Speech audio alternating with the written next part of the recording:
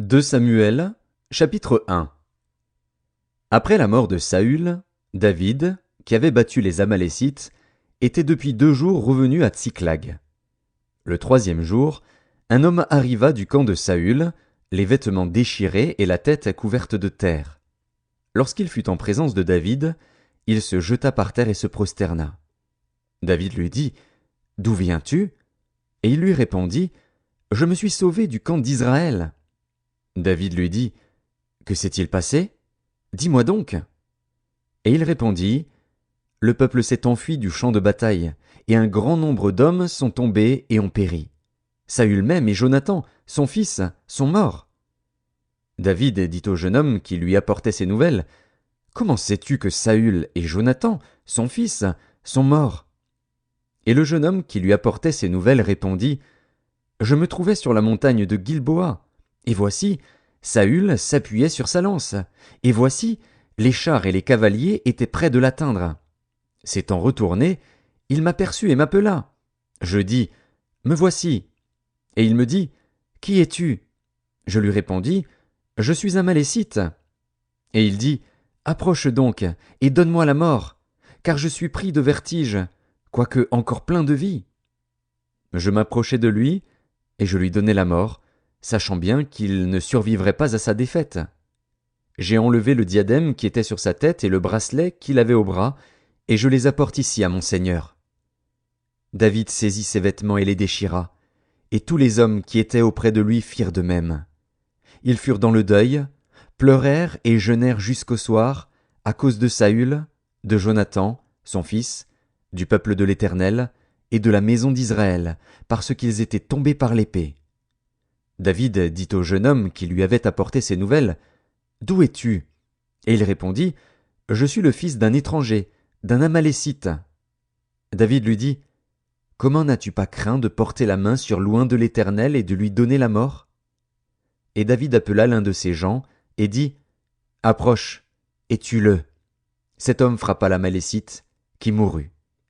Et David lui dit « Que ton sang retombe sur ta tête, car ta bouche a déposé contre toi, puisque tu as dit « J'ai donné la mort à l'oint de l'Éternel. » Voici le cantique funèbre que David composa sur Saül et sur Jonathan, son fils, et qu'il ordonna d'enseigner aux enfants de Juda. C'est le cantique de l'arc. Il est écrit dans le livre du juste. L'élite d'Israël a succombé sur tes collines. Comment des héros sont-ils tombés? Ne l'annoncez point dans Gath, n'en publiez point la nouvelle dans les rues d'Ascalon, de peur que les filles des Philistins ne se réjouissent, de peur que les filles des incirconcis ne triomphent. Montagne de Gilboa, qu'il n'y ait sur vous ni rosée ni pluie, ni champs qui donnent des prémices pour les offrandes. Car là ont été jetés les boucliers des héros, le bouclier de Saül. L'huile a cessé de les oindre.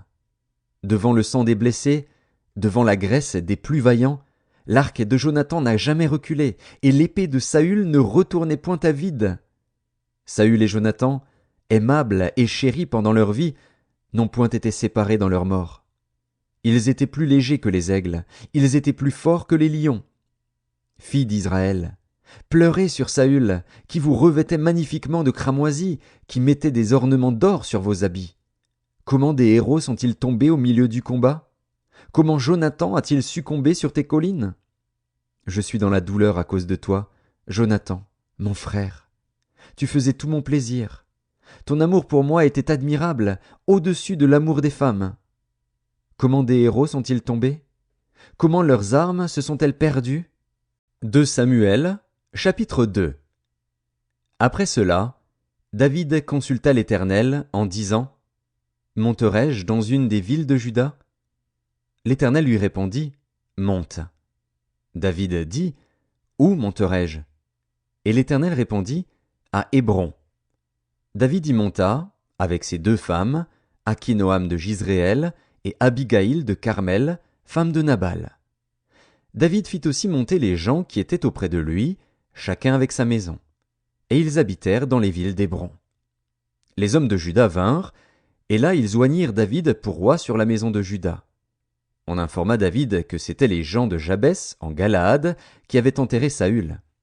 David envoya des messagers aux gens de Jabès, en Galaad, pour leur dire « Soyez bénis de l'Éternel, puisque vous avez ainsi montré de la bienveillance envers Saül, votre maître, et que vous l'avez enterré. Et maintenant, que l'Éternel use envers vous de bonté et de fidélité.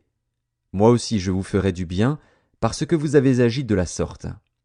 Que vos mains se fortifient, et soyez de vaillants hommes, car votre maître Saül est mort, et c'est moi que la maison de Juda a oint pour roi sur elle. Cependant Abner, fils de Ner, chef de l'armée de Saül, prit Ish-Boshet, fils de Saül, et le fit passer à Mahanaïm. Il l'établit roi sur Galaad, sur les Guéshuriens, sur Jizréel, sur Éphraïm, sur Benjamin, sur tout Israël. Ish-Boshet, fils de Saül, était âgé de 40 ans lorsqu'il devint roi d'Israël, et il régna 2 ans. Il n'y eut que la maison de Juda qui resta attachée à David. Le temps pendant lequel David régna à Hébron, sur la maison de Juda, fut de 7 ans et 6 mois. Abner, fils de Ner, et les gens d'Ish-Boshet, fils de Saül, sortirent de Mahanaïm pour marcher sur Gabaon. Joab, fils de Tseruja, et les gens de David, se mirent aussi en marche. Ils se rencontrèrent près de l'étang de Gabaon, et ils s'arrêtèrent les uns en deçà de l'étang, et les autres au-delà. Abner dit à Joab, « Que ces jeunes gens se lèvent, et qu'ils se battent devant nous. » Joab répondit, « Qu'ils se lèvent. » Ils se levèrent et s'avancèrent en nombre égal, 12 pour Benjamin et pour Ish-Boshet, fils de Saül, et 12 des gens de David. Chacun saisissant son adversaire par la tête, lui enfonça son épée dans le flanc, et ils tombèrent tous ensemble. Et l'on donna à ce lieu, qui est près de Gabaon, le nom de Helkat Hatsurim. Il y eut en ce jour un combat très rude, dans lequel Abner et les hommes d'Israël furent battus par les gens de David. Là se trouvaient les 3 fils de Tseruja, Joab, Abishai et Asaël. Asaël avait les pieds légers comme une gazelle des champs. Il poursuivit Abner, sans se détourner de lui pour aller à droite ou à gauche. Abner regarda derrière lui et dit, « Est-ce toi, Asaël ?» Et il répondit, « C'est moi. » Abner lui dit, « Tire à droite ou à gauche, saisis-toi de l'un de ces jeunes gens et prends sa dépouille. » Mais Asaël ne voulut point se détourner de lui. Abner dit encore à Asaël, « Détourne-toi de moi. Pourquoi te frapperais-je et t'abattrais-je en terre? Comment ensuite lèverais-je le visage devant ton frère Joab ?» Et Asaël refusa de se détourner. Sur quoi Abner le frappa au ventre avec l'extrémité inférieure de sa lance, et la lance sortit par derrière. Il tomba et mourut sur place. Tous ceux qui arrivaient au lieu où Asaël était tombé mort s'y arrêtaient. Joab et Abishai poursuivirent Abner, et le soleil se couchait quand ils arrivèrent au coteau d'Amma, qui est en face de Guiar, sur le chemin du désert de Gabaon. Les fils de Benjamin se rallièrent à la suite d'Abner et formèrent un corps, et ils s'arrêtèrent au sommet d'une colline. Abner appela Joab et dit, « L'épée dévorera-t-elle toujours? Ne sais-tu pas qu'il y aura de l'amertume à la fin? Jusque à quand tarderas-tu à dire au peuple de ne plus poursuivre ses frères? » Joab répondit, « Dieu est vivant. Si tu n'eusses parlé, le peuple n'aurait pas cessé avant le matin de poursuivre ses frères. » Et Joab sonna de la trompette, et tout le peuple s'arrêta. Ils ne poursuivirent plus Israël, et ils ne continuèrent pas à se battre. Abner et ses gens marchèrent toute la nuit dans la plaine. Ils passèrent le Jourdain, traversèrent en entier le Bitron, et arrivèrent à Mahanaïm. Joab revint de la poursuite d'Abner, et rassembla tout le peuple. Il manquait 19 hommes des gens de David, et Asaël. Mais les gens de David avaient frappé à mort 360 hommes parmi ceux de Benjamin et d'Abner. Ils emportèrent Asaël et l'enterrèrent dans le sépulcre de son père à Bethléem. Joab et ses gens marchèrent toute la nuit, et le jour paraissait quand ils furent à Hébron. 2 Samuel, chapitre 3. La guerre dura longtemps entre la maison de Saül et la maison de David. David devenait de plus en plus fort, et la maison de Saül allait en s'affaiblissant. Il naquit à David des fils à Hébron. Son premier-né fut Amnon, d'Akinoam de Jizréel. Le second, Kiléab, d'Abigaïl de Carmel, femme de Nabal. Le troisième, Absalom, fils de Maaka, fille de Talmaï, roi de Géshur. Le quatrième, Adonija, fils de Haggith. Le cinquième, Shéphasia, fils d'Abital. et le 6e, Jithréam, d'Égla, femme de David. Ce sont là ceux qui naquirent à David à Hébron. Pendant la guerre entre la maison de Saül et la maison de David, Abner tint ferme pour la maison de Saül. Or Saül avait eu une concubine, nommée Ritspa, fille d'Ajja. Et Ish-Boshet dit à Abner, « Pourquoi es-tu venu vers la concubine de mon père » Abner fut très irrité des paroles d'Ish-Boshet, et il répondit, « Suis-je une tête de chien, qui tienne pour Juda ? Je fais aujourd'hui preuve de bienveillance envers la maison de Saül, ton père, envers ses frères et ses amis. Je ne t'ai pas livré entre les mains de David, et c'est aujourd'hui que tu me reproches une faute avec cette femme. Que Dieu traite Abner dans toute sa rigueur, si je n'agis pas avec David selon ce que l'Éternel a juré à David, en disant qu'il ferait passer la royauté de la maison de Saül dans la sienne, et qu'il établirait le trône de David sur Israël et sur Juda, depuis Dan jusqu'à Beer-Shéba. » Ish-Boshet n'osa pas répliquer un seul mot à Abner, parce qu'il le craignait. Abner envoya des messagers à David pour lui dire de sa part, « À qui est le pays ? Fais alliance avec moi, et voici, ma main t'aidera pour tourner vers toi tout Israël. » Il répondit, « Bien, je ferai alliance avec toi. Mais je te demande une chose, c'est que tu ne vois point ma face, à moins que tu n'amènes d'abord Michal, fille de Saül, en venant auprès de moi. » Et David envoya des messagers à Ish-Boshet, fils de Saül, pour lui dire, « Donne-moi ma femme Michal, que j'ai fiancée pour 100 prépuces de Philistins. » Ish-Boshet la fit prendre chez son mari Paltiel, fils de Laïch. Et son mari la suivit en pleurant jusqu'à Bachurim. Alors Abner lui dit, « Va, retourne-t'en. » Et il s'en retourna. Abner eut un entretien avec les anciens d'Israël, et leur dit, « Vous désiriez autrefois d'avoir David pour roi. Établissez-le maintenant, car l'Éternel a dit de lui, « C'est par David, mon serviteur, que je délivrerai mon peuple d'Israël de la main des Philistins et de la main de tous ses ennemis. » Abner parla aussi à Benjamin, et il alla rapporter aux oreilles de David à Hébron ce qu'avait résolu Israël et toute la maison de Benjamin. Il arriva auprès de David à Hébron, accompagné de 20 hommes. Et David fit un festin à Abner et à ceux qui étaient avec lui. Abner dit à David, « Je me lèverai, et je partirai pour rassembler tout Israël vers mon seigneur le roi. Ils feront alliance avec toi, et tu régneras entièrement selon ton désir. » David renvoya Abner, qui s'en alla en paix. Voici, Joab et les gens de David revinrent d'une excursion et amenèrent avec eux un grand butin. Abner n'était plus auprès de David à Hébron, car David l'avait renvoyé, et il s'en était allé en paix. Lorsque Joab et toute sa troupe arrivèrent, on fit à Joab ce rapport. Abner, fils de Ner, est venu auprès du roi, qui l'a renvoyé, et il s'en est allé en paix. Joab se rendit chez le roi, et dit, « Qu'as-tu fait ? Voici, Abner est venu vers toi. Pourquoi l'as-tu renvoyé et laissé partir ? Tu connais Abner, fils de Ner. C'est pour te tromper qu'il est venu, pour épier tes démarches, et pour savoir tout ce que tu fais. » Et Joab, après avoir quitté David, envoya sur les traces d'Abner des messagers qui le ramenèrent depuis la citerne de Sira. David n'en savait rien. Lorsqu'Abner fut de retour à Hébron, Joab le tira à l'écart au milieu de la porte, comme pour lui parler en secret, et là il le frappa au ventre et le tua, pour venger la mort d'Asaël, son frère.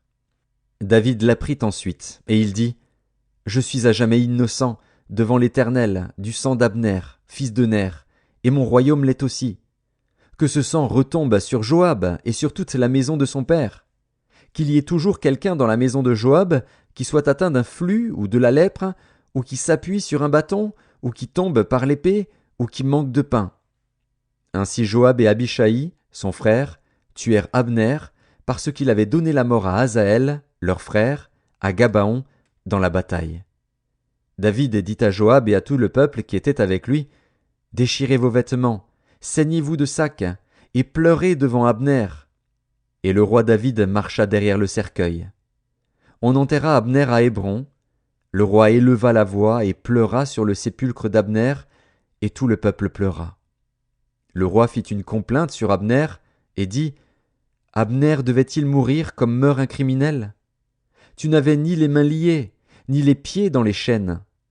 Tu es tombé comme on tombe devant des méchants. » Et tout le peuple pleura de nouveau sur Abner. Tout le peuple s'approcha de David pour lui faire prendre quelque nourriture, pendant qu'il était encore jour, mais David jura en disant « Que Dieu me traite dans toute sa rigueur, si je goûte du pain ou quoi que ce soit avant le coucher du soleil. » Cela fut connu et approuvé de tout le peuple, qui trouva bon tout ce qu'avait fait le roi. Tout le peuple et tout Israël comprirent en ce jour que ce n'était pas par ordre du roi qu'Abner, fils de Ner, avait été tué. Le roi dit à ses serviteurs « Ne savez-vous pas qu'un chef, qu'un grand homme, est tombé aujourd'hui en Israël? Je suis encore faible, quoique j'aie reçu l'onction royale. Et ces gens, les fils de Tseruja, sont trop puissants pour moi. Que l'Éternel rende selon sa méchanceté à celui qui fait le mal. » 2 Samuel, chapitre 4. Lorsque le fils de Saül apprit qu'Abner était mort à Hébron, ses mains restèrent sans force, et tout Israël fut dans l'épouvante. Le fils de Saül avait 2 chefs de bande, dont l'un s'appelait Baana et l'autre Récab. Ils étaient fils de Rimon de Béhéroth, d'entre les fils de Benjamin. Car Béhéroth était regardé comme faisant partie de Benjamin, et les Béhérothiens s'étaient enfuis à Gitaïm, où ils ont habité jusqu'à ce jour. Jonathan, fils de Saül, avait un fils perclus des pieds, et âgé de 5 ans lorsqu'arriva de Jizréel la nouvelle de la mort de Saül et de Jonathan. Sa nourrice le prit et s'enfuit, et, comme elle précipitait sa fuite, il tomba et resta boiteux. Son nom était Méphibosheth. Or les fils de Rimon de Béhéroth, Récab et Baana, se rendirent pendant la chaleur du jour à la maison d'Ish-Bosheth, qui était couché pour son repos de midi. Ils pénétrèrent jusqu'au milieu de la maison, comme pour prendre du froment, et ils le frappèrent au ventre. Puis Récab et Baana, son frère, se sauvèrent. Ils entrèrent donc dans la maison pendant qu'il reposait sur son lit dans sa chambre à coucher. Ils le frappèrent et le firent mourir, et ils lui coupèrent la tête. Ils prirent sa tête, et ils marchèrent toute la nuit au travers de la plaine. Ils apportèrent la tête d'Ish-Bosheth à David dans Hébron, et ils dirent au roi « Voici la tête d'Ish-Bosheth, fils de Saül, ton ennemi, qui en voulait à ta vie. L'Éternel venge aujourd'hui le roi mon seigneur de Saül et de sa race. » David répondit à Récab et à Baana, son frère, fils de Rimon de Béhéroth, « L'Éternel qui m'a délivré de tout péril est vivant. Celui qui est venu me dire « Voici, Saül est mort » et qui croyait m'annoncer une bonne nouvelle, je l'ai fait saisir et tuer à Tsiklag pour lui donner le salaire de son message. Et quand des méchants ont assassiné un homme juste dans sa maison et sur sa couche, combien plus ne redemanderai-je pas son sang de vos mains et ne vous exterminerai-je pas de la terre? » Et David ordonna à ses gens de les tuer. Ils leur coupèrent les mains et les pieds et les pendirent au bord de l'étang d'Hébron. Ils prirent ensuite la tête d'Ish-Bosheth et l'enterrèrent dans le sépulcre d'Abner à Hébron. 2 Samuel, chapitre 5. Toutes les tribus d'Israël vinrent auprès de David, à Hébron, et dirent « Voici, nous sommes tes os et ta chair. Autrefois déjà, lorsque Saül était notre roi, c'était toi qui conduisais et qui ramenais Israël. L'Éternel t'a dit « Tu paîtras mon peuple d'Israël, et tu seras le chef d'Israël. » Ainsi tous les anciens d'Israël vinrent auprès du roi à Hébron, et le roi David fit alliance avec eux à Hébron, devant l'Éternel. Ils oignirent David pour roi sur Israël. David était âgé de 30 ans lorsqu'il devint roi, et il régna 40 ans. À Hébron, il régna sur Juda 7 ans et 6 mois, et à Jérusalem, il régna 33 ans sur tout Israël et Juda. Le roi marcha avec ses gens sur Jérusalem contre les Jébusiens, habitants du pays. Ils dirent à David « Tu n'entreras point ici, car les aveugles même et les boiteux te repousseront. » Ce qui voulait dire « David n'entrera point ici. » Mais David s'empara de la forteresse de Sion. C'est la cité de David. David avait dit en ce jour « Quiconque battra les Jébusiens et atteindra le canal, quiconque frappera ces boiteux et ces aveugles qui sont les ennemis de David. » C'est pourquoi l'on dit « L'aveugle et le boiteux n'entreront point dans la maison. » David s'établit dans la forteresse, qu'il appela cité de David. Il fit de tous côtés des constructions, en dehors et en dedans de Millo. David devenait de plus en plus grand, et l'Éternel, le Dieu des armées, était avec lui. Hiram, roi de Tyr, envoya des messagers à David, et du bois de cèdre, et des charpentiers et des tailleurs de pierre, qui bâtirent une maison pour David. David reconnut que l'Éternel l'affermissait comme roi d'Israël, et qu'il élevait son royaume à cause de son peuple d'Israël. David prit encore des concubines et des femmes de Jérusalem, après qu'il fut venu d'Hébron, et il lui naquit encore des fils et des filles. Voici les noms de ceux qui lui naquirent à Jérusalem: Shammua, Shobab, Nathan, Salomon, Jibar, Élishua, Népheg, Japhia, Élishama, Eliada et Éliphélet. Les Philistins apprirent qu'on avait oint David pour roi sur Israël, et ils montèrent tous à sa recherche. David, qui en fut informé, descendit à la forteresse. Les Philistins arrivèrent et se répandirent dans la vallée des Réphaïm. David consulta l'Éternel en disant: Monterai-je contre les Philistins? Les livreras-tu entre mes mains? Et l'Éternel dit à David: Monte, car je livrerai les Philistins entre tes mains. David vint à Baal-Pératsim, où il les battit. Puis il dit: L'Éternel a dispersé mes ennemis devant moi, comme des eaux qui s'écoulent. C'est pourquoi l'on a donné à ce lieu le nom de Baal-Pératsim. Ils laissèrent là leurs idoles, et David et ses gens les emportèrent. Les Philistins montèrent de nouveau, et se répandirent dans la vallée des Réphaïm. David consulta l'Éternel, et l'Éternel dit: Tu ne monteras pas. Tourne-les par derrière, et tu arriveras sur eux vis-à-vis des mûriers. Quand tu entendras un bruit de pas dans les cimes des mûriers, alors hâte-toi, car c'est l'Éternel qui marche devant toi pour battre l'armée des Philistins. David fit ce que l'Éternel lui avait ordonné, et il battit les Philistins depuis Géba jusqu'à Gézer. 2 Samuel, chapitre 6. David rassembla encore toute l'élite d'Israël, au nombre de 30 000 hommes. Et David, avec tout le peuple qui était auprès de lui, se mit en marche depuis Baal et Juda, pour faire monter de là l'arche de Dieu, devant laquelle est invoqué le nom de l'Éternel des armées qui réside entre les chérubins au-dessus de l'arche. Ils mirent sur un char neuf l'arche de Dieu, et l'emportèrent de la maison d'Abinadab sur la colline. Uza et Ashjo, fils d'Abinadab, conduisaient le char neuf. Ils l'emportèrent donc de la maison d'Abinadab sur la colline. Uza marchait à côté de l'arche de Dieu, et Ashjo allait devant l'arche. David et toute la maison d'Israël jouaient devant l'Éternel de toutes sortes d'instruments de bois de cyprès, des harpes, des luths, des tambourins, des sistres et des cymbales. Lorsqu'ils furent arrivés à l'ère de Nakon, Uza étendit la main vers l'arche de Dieu et la saisit, parce que les bœufs la faisaient pencher.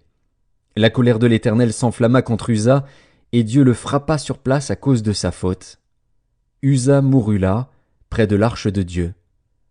David fut irrité de ce que l'Éternel avait frappé Uza d'un tel châtiment, et ce lieu a été appelé jusqu'à ce jour Péretz Uza. David eut peur de l'Éternel en ce jour-là, et il dit: Comment l'arche de l'Éternel entrerait-elle chez moi? Il ne voulut pas retirer l'arche de l'Éternel chez lui dans la cité de David, et il la fit conduire dans la maison d'Obed-Édom de Gath. L'arche de l'Éternel resta 3 mois dans la maison d'Obed-Édom de Gath, et l'Éternel bénit Obed-Édom et toute sa maison. On vint dire au roi David: L'Éternel a béni la maison d'Obed-Édom et tout ce qui est à lui à cause de l'arche de Dieu. Et David se mit en route, et il fit monter l'arche de Dieu depuis la maison d'Obed-Édom jusqu'à la cité de David, au milieu des réjouissances. Quand ceux qui portaient l'arche de l'Éternel eurent fait 6 pas, on sacrifia un bœuf et un veau gras. David dansait de toute sa force devant l'Éternel, et il était ceint d'un éphod de lin. David et toute la maison d'Israël firent monter l'arche de l'Éternel avec des cris de joie et au son des trompettes. Comme l'arche de l'Éternel entrait dans la cité de David, Michal, fille de Saül, regardait par la fenêtre, et, voyant le roi David sauter et danser devant l'Éternel, elle le méprisa dans son cœur. Après qu'on eut amené l'arche de l'Éternel, on la mit à sa place au milieu de la tente que David avait dressée pour elle. Et David offrit devant l'Éternel des holocaustes et des sacrifices d'action de grâce. Quand David eut achevé d'offrir les holocaustes et les sacrifices d'action de grâce, il bénit le peuple au nom de l'Éternel des armées. Puis il distribua à tout le peuple, à toute la multitude d'Israël, hommes et femmes, à chacun un pain, une portion de viande et un gâteau de raisin. Et tout le peuple s'en alla, chacun dans sa maison. David s'en retourna pour bénir sa maison, et Michal, fille de Saül, sortit à sa rencontre. Elle dit: « Quel honneur aujourd'hui pour le roi d'Israël de s'être découvert aux yeux des servantes de ses serviteurs, comme se découvrirait un homme de rien. » David répondit à Michal: « C'est devant l'Éternel, qui m'a choisi de préférence à ton père et à toute sa maison pour m'établir chef sur le peuple de l'Éternel, sur Israël, c'est devant l'Éternel que j'ai dansé.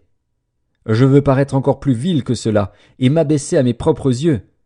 Néanmoins je serai en honneur auprès des servantes dont tu parles. » Or Michal, fille de Saül, n'eut point d'enfant jusqu'au jour de sa mort.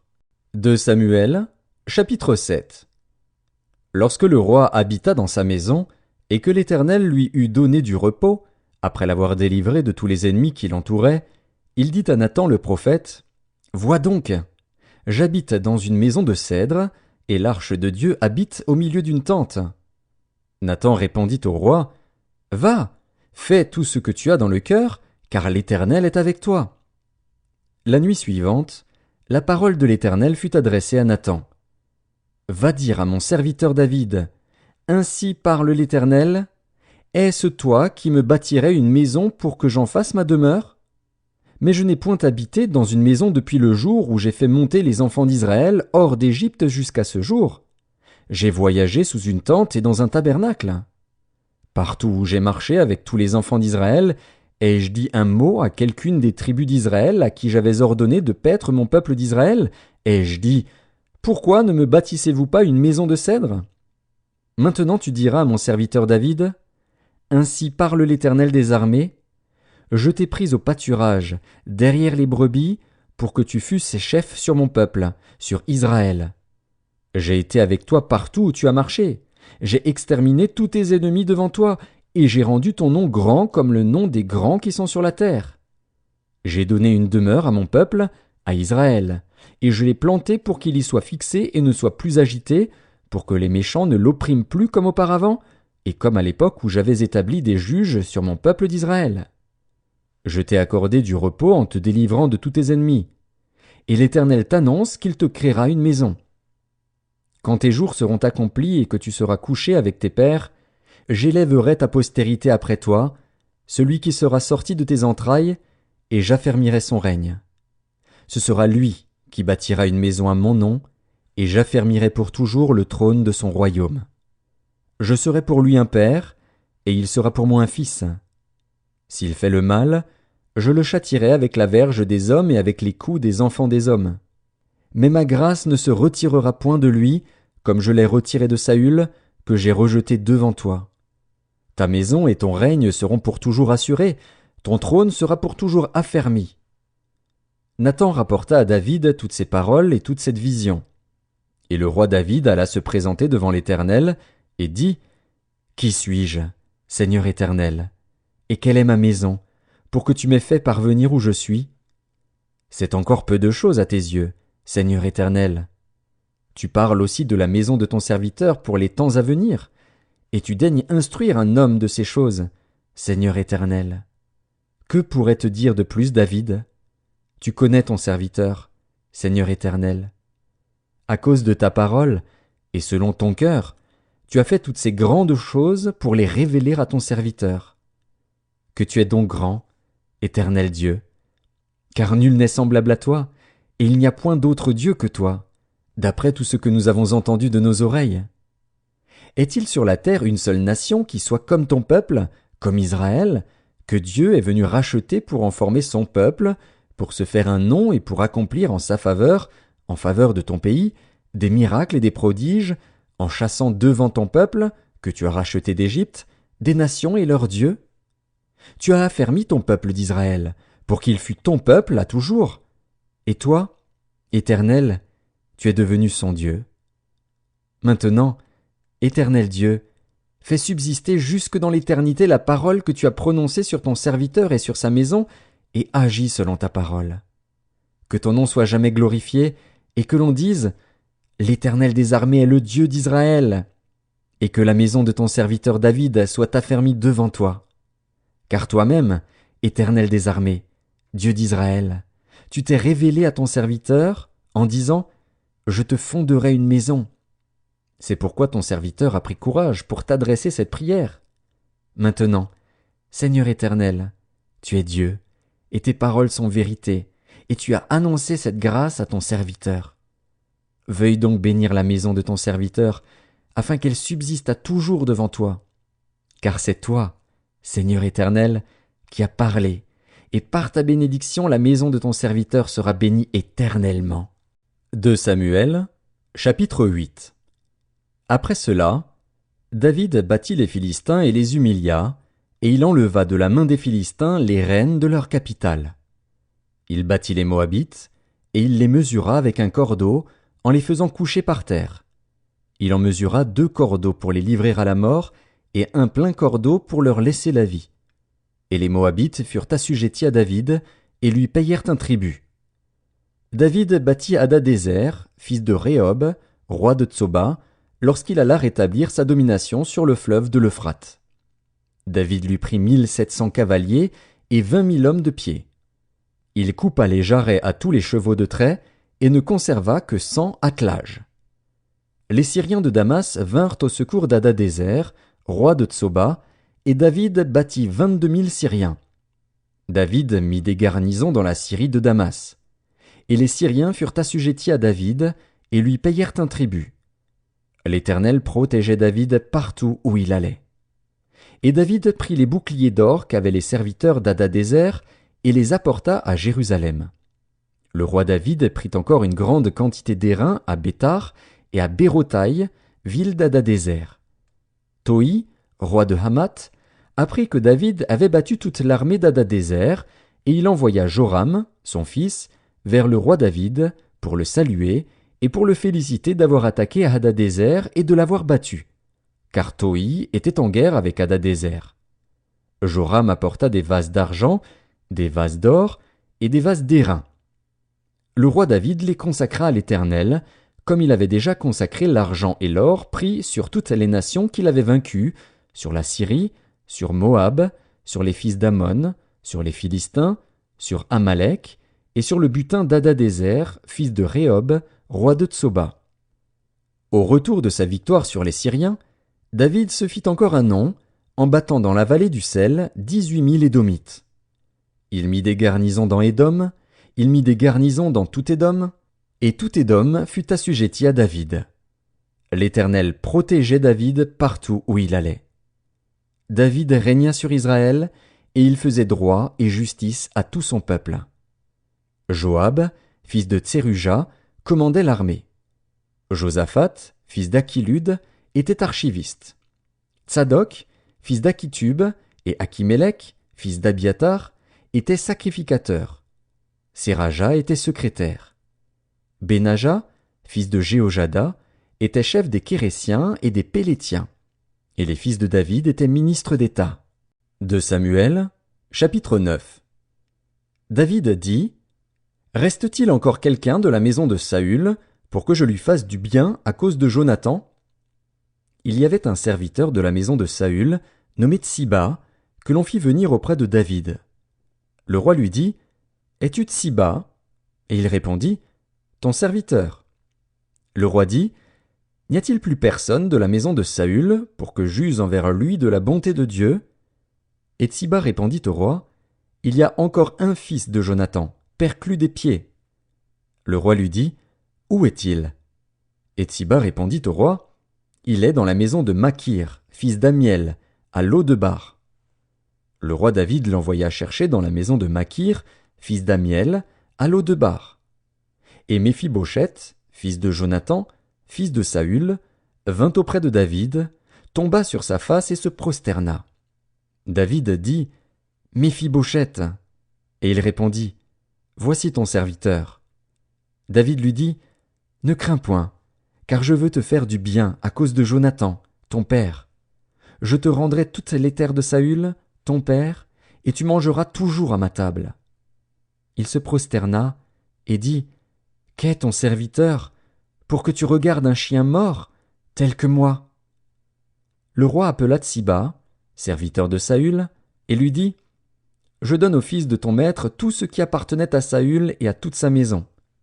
Tu cultiveras pour lui les terres, toi, tes fils et tes serviteurs, et tu feras les récoltes, afin que le fils de ton maître ait du pain à manger.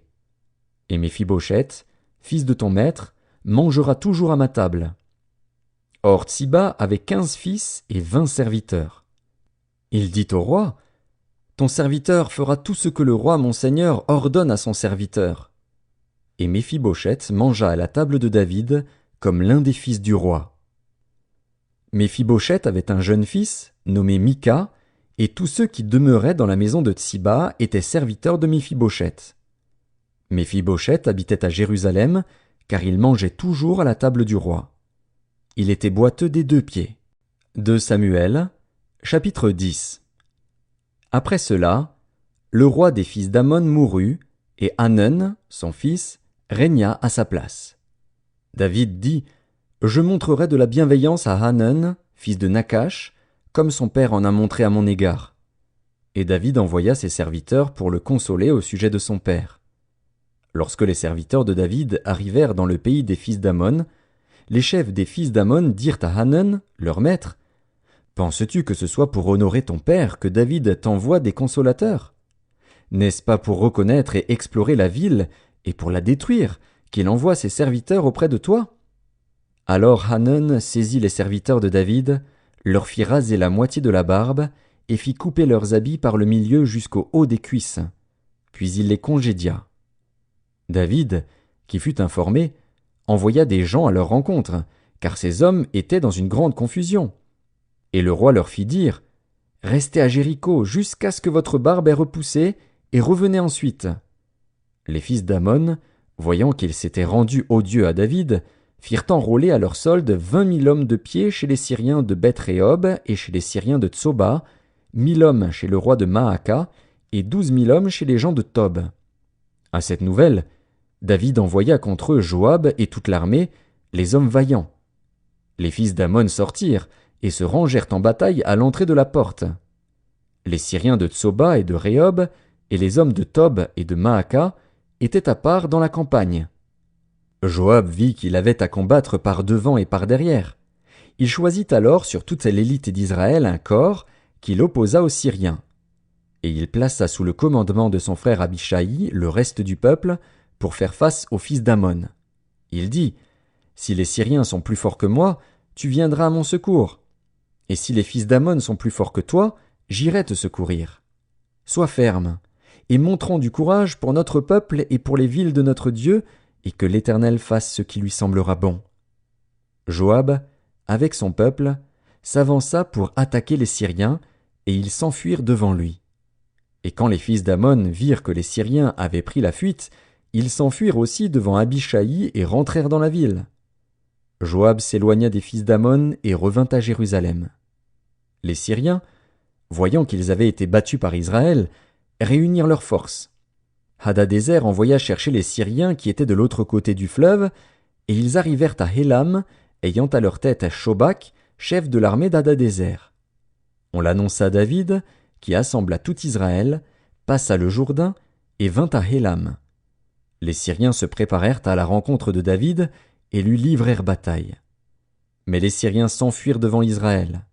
Et David leur tua les troupes de 700 chars et 40 000 cavaliers. Il frappa aussi le chef de leur armée, Shobak, qui mourut sur place.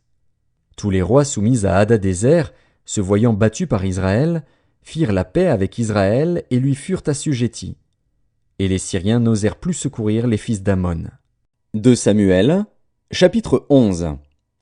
L'année suivante, au temps où les rois se mettaient en campagne, David envoya Joab, avec ses serviteurs et tout Israël, pour détruire les fils d'Ammon et pour assiéger Rabba. Mais David resta à Jérusalem. Un soir, David se leva de sa couche, et, comme il se promenait sur le toit de la maison royale, il aperçut de là une femme qui se baignait et qui était très belle de figure. David fit demander qui était cette femme, et on lui dit, « N'est-ce pas Bathsheba, fille d'Éliam, femme d'Uri, le Hétien ?» Et David envoya des gens pour la chercher. Elle vint vers lui, et il coucha avec elle. Après s'être purifiée de sa souillure, elle retourna dans sa maison.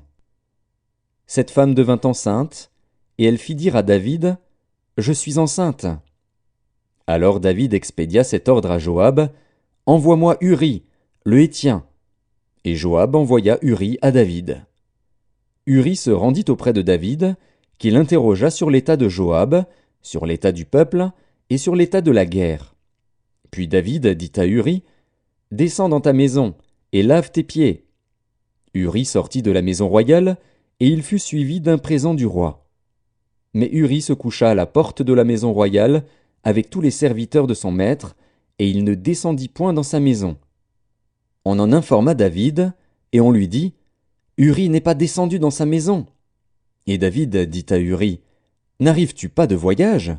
Pourquoi n'es-tu pas descendu dans ta maison? » Uri répondit à David, « L'arche et Israël et Juda habitent sous des tentes. Mon seigneur Joab et les serviteurs de mon seigneur campent en rase campagne, et moi j'entrerai dans ma maison pour manger et boire et pour coucher avec ma femme. Aussi vrai que tu es vivant et que ton âme est vivante, je ne ferai point cela. » David dit à Uri, « Reste ici encore aujourd'hui, et demain je te renverrai. » Et Uri resta à Jérusalem ce jour-là et le lendemain. David l'invita à manger et à boire en sa présence, et il l'enivra. Et le soir, Uri sortit pour se mettre sur sa couche, avec les serviteurs de son maître, mais il ne descendit point dans sa maison. Le lendemain matin, David écrivit une lettre à Joab et l'envoya par la main d'Uri. Il écrivit dans cette lettre, « Placez Uri au plus fort du combat, et retirez-vous de lui, afin qu'il soit frappé et qu'il meure. » Joab, en assiégeant la ville, plaça Uri à l'endroit qu'il savait défendu par de vaillants soldats. Les hommes de la ville firent une sortie et se battirent contre Joab. Plusieurs tombèrent parmi le peuple, parmi les serviteurs de David, et Uri, le Hétien, fut aussi tué. Joab envoya un messager pour faire rapport à David de tout ce qui s'était passé dans le combat. Il donna cet ordre au messager, « Quand tu auras achevé de raconter au roi tous les détails du combat, peut-être se mettra-t-il en fureur et te dira-t-il, « Pourquoi vous êtes-vous approché de la ville pour combattre? Ne savez-vous pas qu'on lance des traits du haut de la muraille? Qui a tué Abimélec, fils de Jérubéchet? N'est-ce pas une femme qui lança sur lui du haut de la muraille un morceau de meule de moulin, et n'en est-il pas mort à Thébets? Pourquoi vous êtes-vous approché de la muraille? Alors tu diras, ton serviteur Uri, le Hétien, est mort aussi. » Le messager partit, et, à son arrivée, il fit rapport à David de tout ce que Joab lui avait ordonné. Le messager dit à David, « Ces gens ont eu sur nous l'avantage. Ils avaient fait une sortie contre nous dans les champs, et nous les avons repoussés jusqu'à l'entrée de la porte. Les archers ont tiré du haut de la muraille sur tes serviteurs, et plusieurs des serviteurs du roi ont été tués, et ton serviteur Uri, le Hétien, est mort aussi. » David dit au messager, « Voici ce que tu diras à Joab. Ne sois point peiné de cette affaire, car l'épée dévore tantôt l'un, tantôt l'autre. Attaque vigoureusement la ville et renverse-la. Et toi, encourage-le. » La femme d'Uri apprit que son mari était mort, et elle pleura son mari. Quand le deuil fut passé, David l'envoya chercher et la recueillit dans sa maison. Elle devint sa femme et lui enfanta un fils. Ce que David avait fait déplut à l'Éternel. 2 Samuel, chapitre 12. L'Éternel envoya Nathan vers David. Et Nathan vint à lui et lui dit, « Il y avait dans une ville 2 hommes, l'un riche et l'autre pauvre. Le riche avait des brebis et des bœufs en très grand nombre. Le pauvre n'avait rien du tout qu'une petite brebis qu'il avait achetée. Il la nourrissait, et elle grandissait chez lui avec ses enfants. Elle mangeait de son pain, buvait dans sa coupe, dormait sur son sein, et il la regardait comme sa fille. Un voyageur arriva chez l'homme riche. Et le riche n'a pas voulu toucher à ses brebis ou à ses bœufs pour préparer un repas au voyageur qui était venu chez lui. il a pris la brebis du pauvre et l'a apprêtée pour l'homme qui était venu chez lui. La colère de David s'enflamma violemment contre cet homme, et il dit à Nathan, « L'Éternel est vivant, l'homme qui a fait cela mérite la mort, et il rendra 4 brebis pour avoir commis cette action et pour avoir été sans pitié. » Et Nathan dit à David, « Tu es cet homme-là. Ainsi parle l'Éternel, le Dieu d'Israël, je t'ai oint pour roi sur Israël, et je t'ai délivré de la main de Saül. Je t'ai mis en possession de la maison de ton maître. J'ai placé dans ton sein les femmes de ton maître, et je t'ai donné la maison d'Israël et de Juda. Et si cela eût été peu, j'y aurais encore ajouté. Pourquoi donc as-tu méprisé la parole de l'Éternel en faisant ce qui est mal à ses yeux? Tu as frappé de l'épée Uri, le Héthien.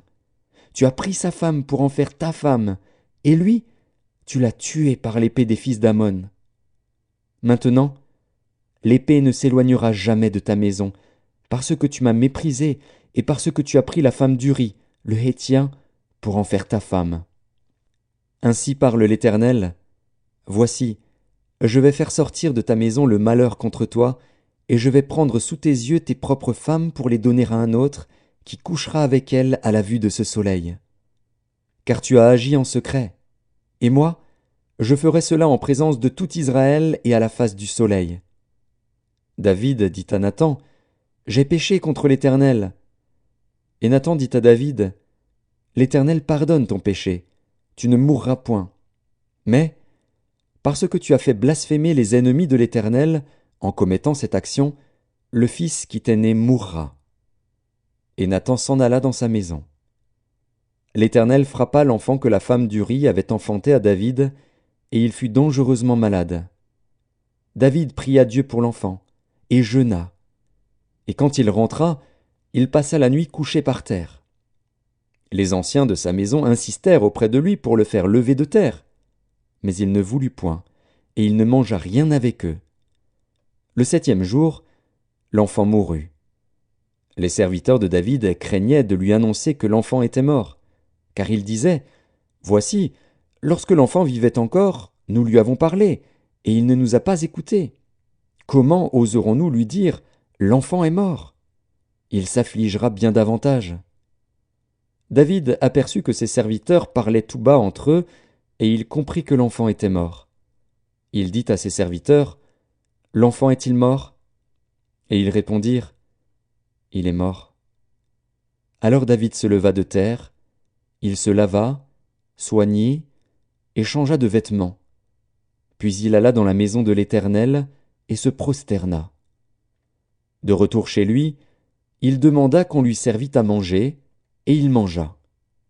Ses serviteurs lui dirent, « Que signifie ce que tu fais? Tandis que l'enfant vivait, tu jeûnais et tu pleurais, et maintenant que l'enfant est mort, tu te lèves et tu manges. » Il répondit, « Lorsque l'enfant vivait encore, je jeûnais et je pleurais, car je disais, « Qui sait si l'Éternel n'aura pas pitié de moi et si l'enfant ne vivra pas? Maintenant qu'il est mort, pourquoi jeûnerai-je? Puis-je le faire revenir?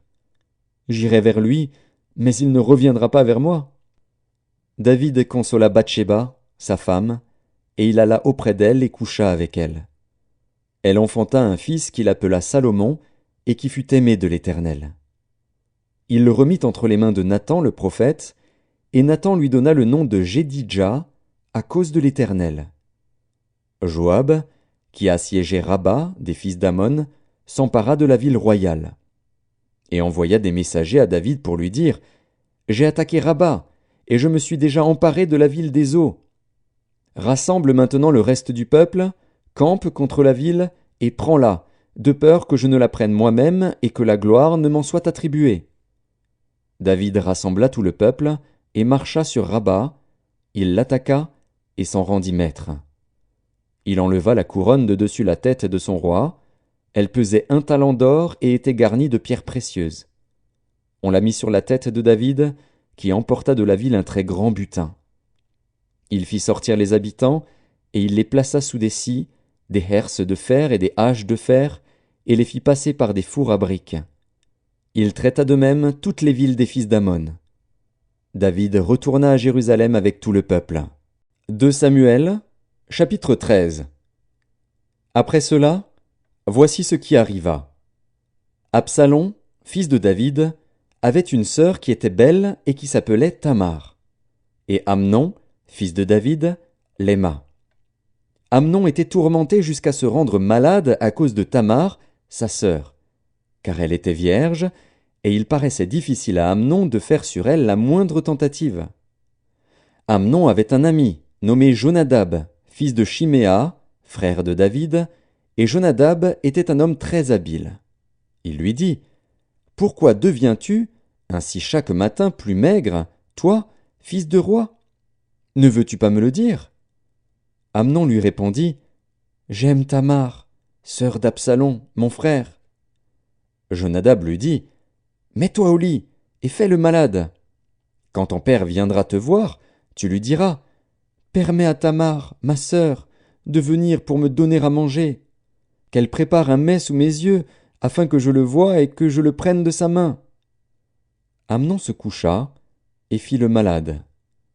Le roi vint le voir, et Amnon dit au roi, « Je te prie que Tamar, ma sœur, vienne faire 2 gâteaux sous mes yeux, et que je les mange de sa main. » David envoya dire à Tamar dans l'intérieur des appartements, « Va dans la maison d'Amnon, ton frère, et prépare-lui un mets. » Tamar alla dans la maison d'Amnon, son frère, qui était couché. Elle prit de la pâte, la pétrit, prépara devant lui des gâteaux, et les fit cuire. Prenant ensuite la poêle, elle les versa devant lui. Mais Amnon refusa de manger. Il dit, « Faites sortir tout le monde. » Et tout le monde sortit de chez lui. Alors Amnon dit à Tamar, « Apporte le mets dans la chambre, et que je le mange de ta main. » Tamar prit les gâteaux qu'elle avait faits, et les porta à Amnon, son frère, dans la chambre. Comme elle les lui présentait à manger, il la saisit et lui dit, « Viens, couche avec moi, ma sœur. » Elle lui répondit, « Non, mon frère, ne me déshonore pas, car on n'agit point ainsi en Israël. Ne commets pas cette infamie. Où irai-je, moi, avec ma honte? Et toi, tu serais comme l'un des infâmes en Israël.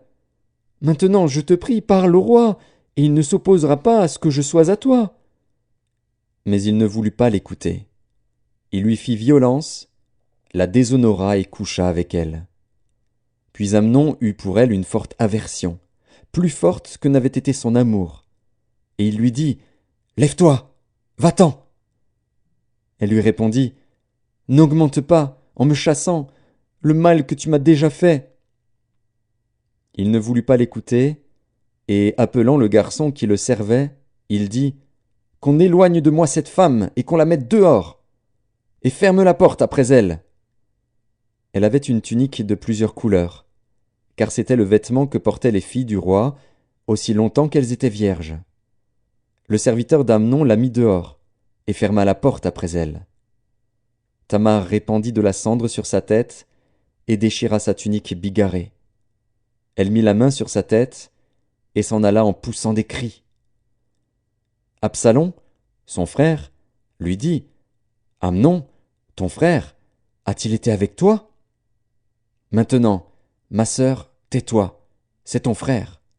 Ne prends pas cette affaire trop à cœur. » Et Tamar, désolée, demeura dans la maison d'Absalom, son frère.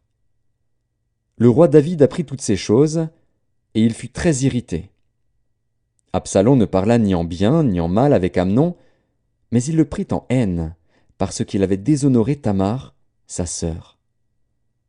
2 ans après, comme Absalom avait les tondeurs à Baal-Hatsor, près d'Éphraïm, il invita tous les fils du roi.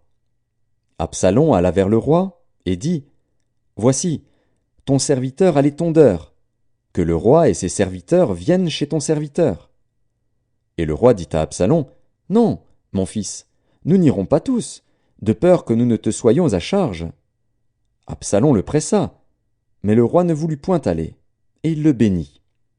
Absalom dit, « Permets du moins à Amnon, mon frère, de venir avec nous. » Le roi lui répondit, « Pourquoi irait-il chez toi? » Sur les instances d'Absalom, le roi laissa aller avec lui Amnon et tous ses fils. Absalom donna cet ordre à ses serviteurs. Faites attention quand le cœur d'Amnon sera égayé par le vin et que je vous dirai, frappez Amnon. Alors tuez-le. Ne craignez point. N'est-ce pas moi qui vous l'ordonne? Soyez fermes et montrez du courage. Les serviteurs d'Absalom traitèrent Amnon comme Absalom l'avait ordonné. Et tous les fils du roi se levèrent, montèrent chacun sur son mulet, et s'enfuirent. Comme ils étaient en chemin, le bruit parvint à David qu'Absalom avait tué tous les fils du roi, et qu'il n'en était pas resté un seul. Le roi se leva, déchira ses vêtements, et se coucha par terre. Et tous ses serviteurs étaient là, les vêtements déchirés. Jonadab, fils de Chiméa, frère de David, prit la parole et dit « Que mon seigneur ne pense point que tous les jeunes gens, fils du roi, ont été tués, car Amnon seul est mort. Et c'est l'effet d'une résolution d'Absalom, depuis le jour où Amnon a déshonoré Tamar, sa sœur. Que le roi mon seigneur ne se tourmente donc point dans l'idée que tous les fils du roi sont morts, car Amnon seul est mort. » Absalom prit la fuite. Or le jeune homme placé en sentinelle leva les yeux et regarda. Et voici, une grande troupe venait par le chemin qui était derrière lui, du côté de la montagne.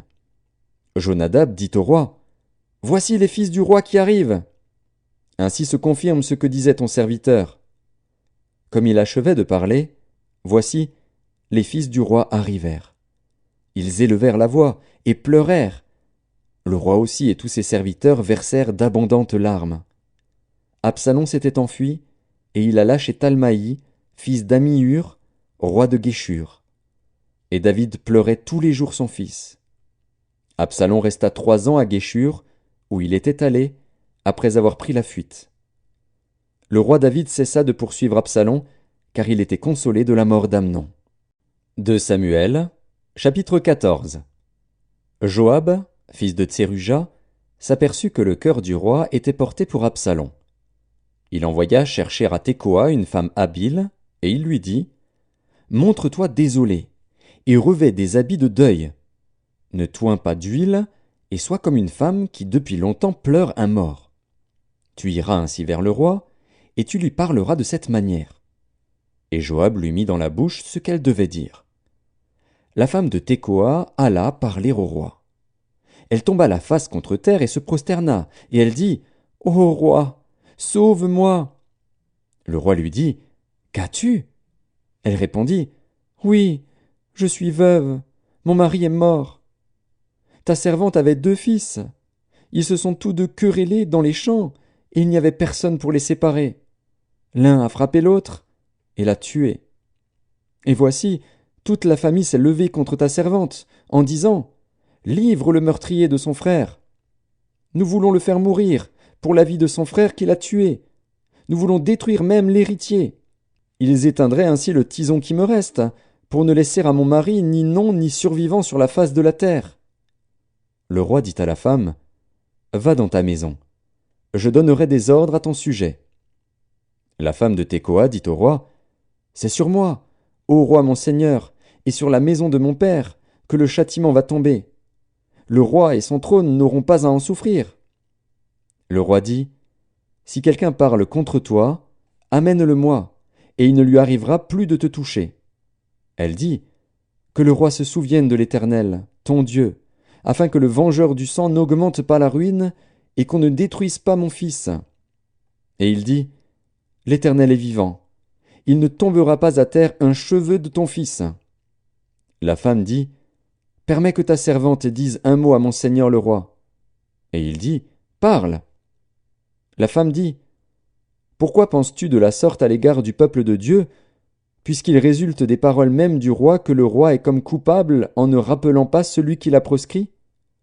Il nous faut certainement mourir, et nous serons comme des eaux répandues à terre et qui ne se rassemblent plus. Dieu n'ôte pas la vie, mais il désire que le fugitif ne reste pas banni de sa présence. Maintenant, si je suis venu dire ces choses au roi mon seigneur, c'est que le peuple m'a effrayé. Et ta servante a dit, « Je veux parler au roi. Peut-être le roi fera-t-il ce que dira sa servante. » Oui, le roi écoutera sa servante, pour la délivrer de la main de ceux qui cherchent à nous exterminer, moi et mon fils, de l'héritage de Dieu. Ta servante a dit que la parole de mon seigneur le roi me donne le repos, car mon seigneur le roi est comme un ange de Dieu, prêt à entendre le bien et le mal, et que l'Éternel, ton Dieu, soit avec toi. » Le roi répondit et dit à la femme, « Ne me cache pas ce que je vais te demander. » Et la femme dit, « Que mon seigneur le roi parle. » Le roi dit alors, « La main de Joab n'est-elle pas avec toi dans tout ceci ?» Et la femme répondit, « Aussi vrai que ton âme est vivante, ô roi mon seigneur, il n'y a rien à droite ni à gauche de tout ce que dit mon seigneur le roi. C'est, en effet, ton serviteur Joab qui m'a donné des ordres, et qui a mis dans la bouche de ta servante toutes ces paroles. C'est pour donner à la chose une autre tournure que ton serviteur Joab a fait cela. Mais mon Seigneur est aussi sage qu'un ange de Dieu pour connaître tout ce qui se passe sur la terre. » Le roi dit à Joab, « Voici, je veux bien faire cela.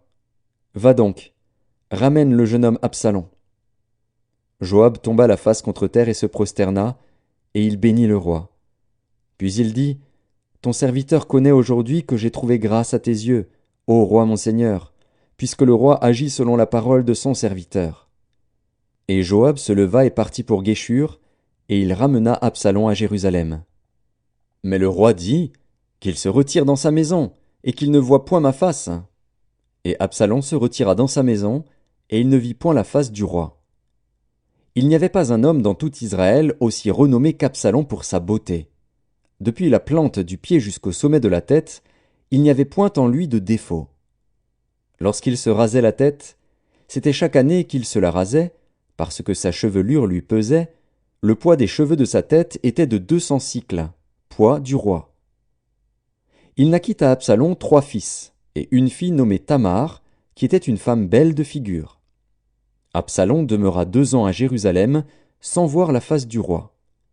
Il fit demander Joab, pour l'envoyer vers le roi. Mais Joab ne voulut point venir auprès de lui. Il le fit demander une seconde fois, et Joab ne voulut point venir. Absalom dit alors à ses serviteurs, « Voyez, le champ de Joab est à côté du mien. Il y a de l'orge, allez et mettez-y le feu. » Et les serviteurs d'Absalom mirent le feu au champ. Joab se leva et se rendit auprès d'Absalom, dans sa maison.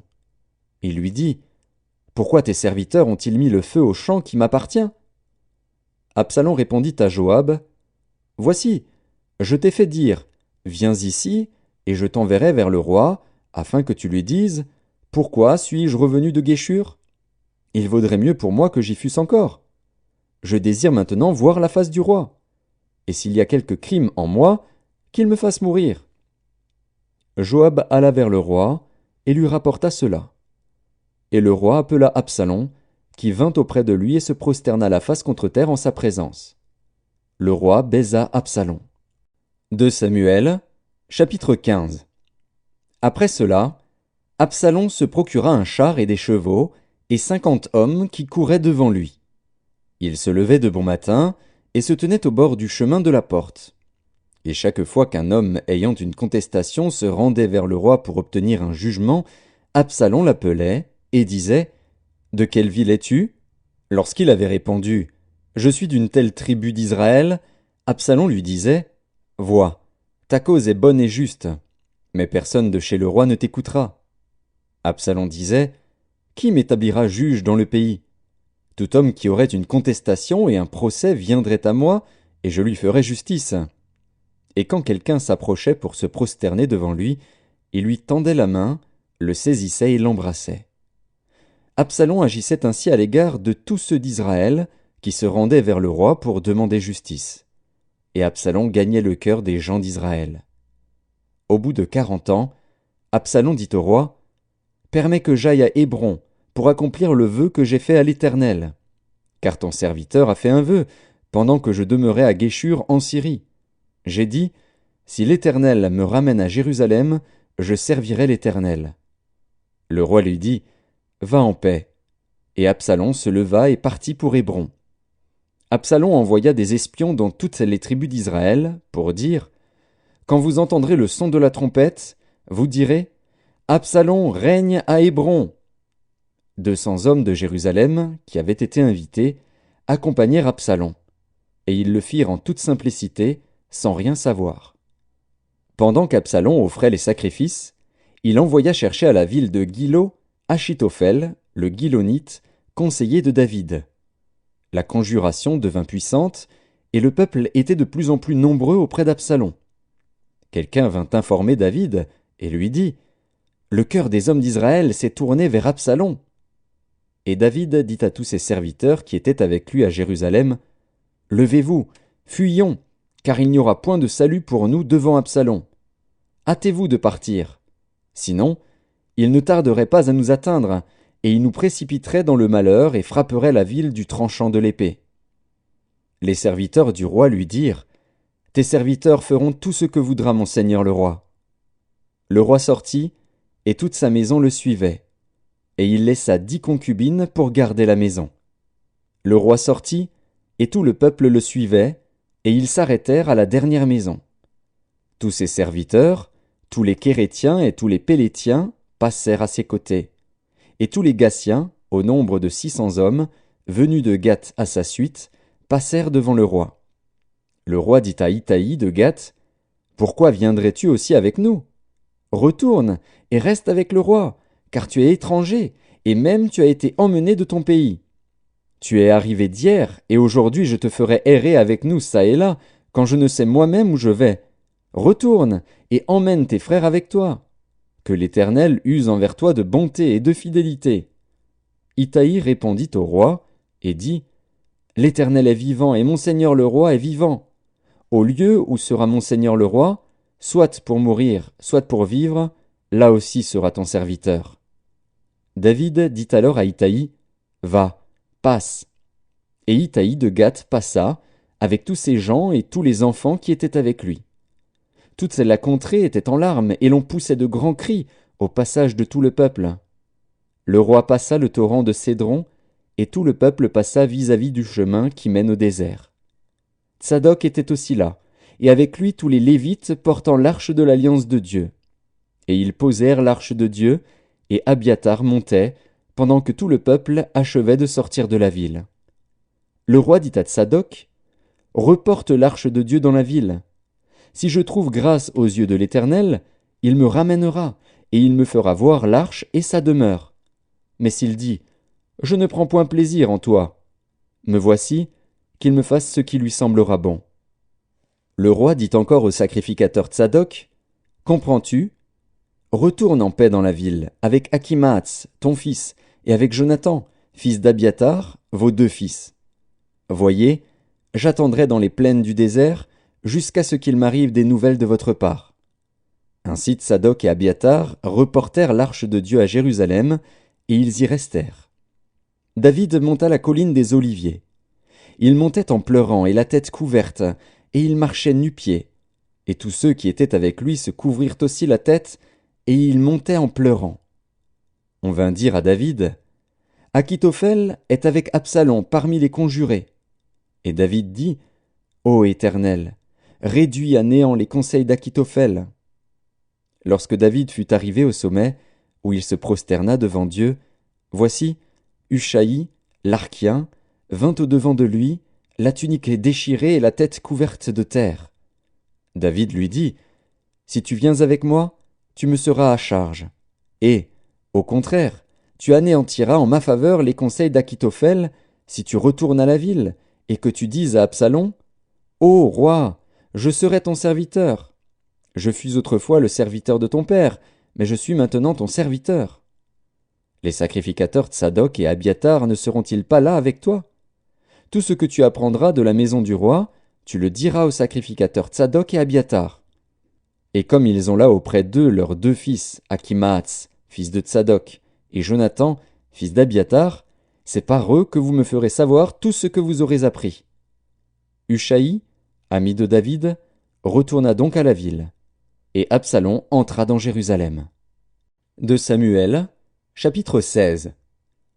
Lorsque David eut un peu dépassé le sommet, voici, Tsiba, serviteur de Méphibosheth, vint au-devant de lui avec 2 ânes bâtés, sur lesquels il y avait 200 pains, 100 masses de raisins secs, 100 de fruits d'été, et une outre de vin. Le roi dit à Tsiba, Que veux-tu faire de cela?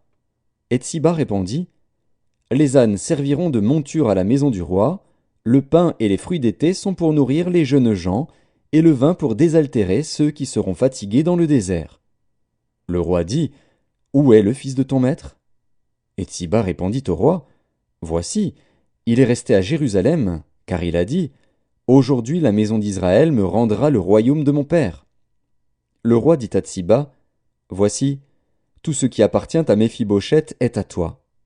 Et Tsiba dit, Je me prosterne, que je trouve grâce à tes yeux, ô roi mon seigneur. David était arrivé jusqu'à Bachurim. Et voici, il sortit de là un homme de la famille et de la maison de Saül, nommé Chiméi, fils de Guéra. Il s'avança en prononçant des malédictions, et il jeta des pierres à David et à tous les serviteurs du roi David, tandis que tout le peuple et tous les hommes vaillants étaient à la droite et à la gauche du roi. Chiméi parlait ainsi en le maudissant. Va-t'en, va-t'en, homme de sang, méchant homme. L'Éternel fait retomber sur toi tout le sang de la maison de Saül, dont tu occupais le trône, et l'Éternel a livré le royaume entre les mains d'Absalom, ton fils. Et te voilà malheureux comme tu le mérites, car tu es un homme de sang. Alors Abishai, fils de Tseruja, dit au roi, Pourquoi ce chien mort maudit-il le roi mon seigneur? Laisse-moi, je te prie, aller lui couper la tête. Mais le roi dit, Qu'ai-je à faire avec vous, fils de Tseruja? S'il maudit, c'est que l'Éternel lui a dit, Maudit David. Qui donc lui dira, Pourquoi agis-tu ainsi? Et David dit à Abishai et à tous ses serviteurs, Voici, mon fils, qui est sorti de mes entrailles, en veut à ma vie, à plus forte raison ce Benjamite. Laissez-le, et qu'il maudisse, car l'Éternel le lui a dit. Peut-être l'Éternel regardera-t-il mon affliction, et me fera-t-il du bien en retour des malédictions d'aujourd'hui. David et ses gens continuèrent leur chemin. Et Chiméi marchait sur le flanc de la montagne près de David, et, en marchant, il maudissait, il jetait des pierres contre lui, il faisait voler la poussière. Le roi et tout le peuple qui était avec lui arrivèrent à Agéphim, et là ils se reposèrent. Absalom et tout le peuple, les hommes d'Israël, étaient entrés dans Jérusalem, et Achitophel était avec Absalom. Lorsque Hushaï, l'Archien, ami de David, fut arrivé auprès d'Absalom, il lui dit, « Vive le roi! Vive le roi! » Et Absalom dit à Hushaï, « Voilà donc l'attachement que tu as pour ton ami. Pourquoi n'es-tu pas allé avec ton ami? » Hushaï répondit à Absalom, « C'est que je veux être à celui qu'ont choisi l'Éternel et tout ce peuple et tous les hommes d'Israël, et c'est avec lui que je veux rester. D'ailleurs, qui servirai-je? Ne sera-ce pas son fils? Comme j'ai servi ton père, ainsi je te servirai. » Absalom dit à Achitophel, « Consultez ensemble, qu'avons-nous à faire? » Et Achitophel dit à Absalom, « Va vers les concubines que ton père a laissées pour garder la maison. Ainsi tout Israël saura que tu t'es rendu odieux à ton père, et les mains de tous ceux qui sont avec toi se fortifieront. » On dressa pour Absalom une tente sur le toit, et Absalom alla vers les concubines de son père, aux yeux de tout Israël. Les conseils donnés en ce temps-là par Achitophel avaient autant d'autorité que si l'on eût consulté Dieu lui-même. Il en était ainsi de tous les conseils d'Achitophel, soit pour David, soit pour Absalom. 2 Samuel, chapitre 17. Achitophel dit à Absalom, « Laisse-moi choisir 12 000 hommes. Je me lèverai, et je poursuivrai David cette nuit même. Je le surprendrai pendant qu'il est fatigué et que ses mains sont affaiblies. Je l'épouvanterai, et tout le peuple qui est avec lui s'enfuira. Je frapperai le roi seul, et je ramènerai à toi tout le peuple. La mort de l'homme à qui tu en veux assurera le retour de tous, et tout le peuple sera en paix. » Cette parole plut à Absalom et à tous les anciens d'Israël. Cependant Absalom dit, « Appelez encore Hushaï, l'Archien, et que nous entendions aussi ce qu'il dira. » Hushaï vint auprès d'Absalom, et Absalom lui dit, « Voici comment a parlé Achitophel. Devons-nous faire ce qu'il a dit, ou non? Parle, toi. » Hushaï répondit à Absalom, « Pour cette fois le conseil qu'a donné Achitophel n'est pas bon. » Et Hushaï dit, « Tu connais la bravoure de ton père et de ses gens. Ils sont furieux comme le serait dans les champs une ours à qui l'on aurait enlevé ses petits. ton père est un homme de guerre, et il ne passera pas la nuit avec le peuple. Voici maintenant, il est caché dans quelque fosse ou dans quelque autre lieu.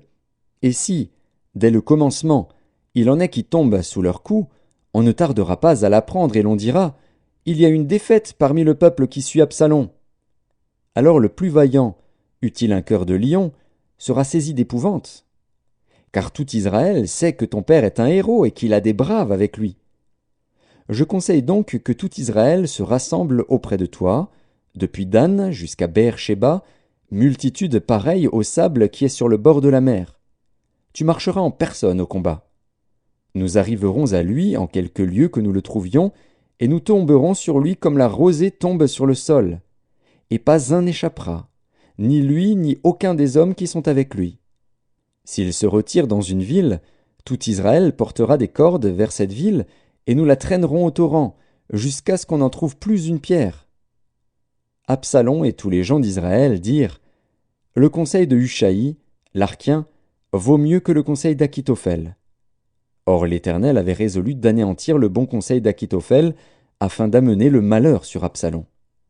Hushaï dit aux sacrificateurs Tsadok et Abiatar « Akitophel a donné tel et tel conseil à Absalom et aux anciens d'Israël. Et moi, j'ai conseillé telle et telle chose.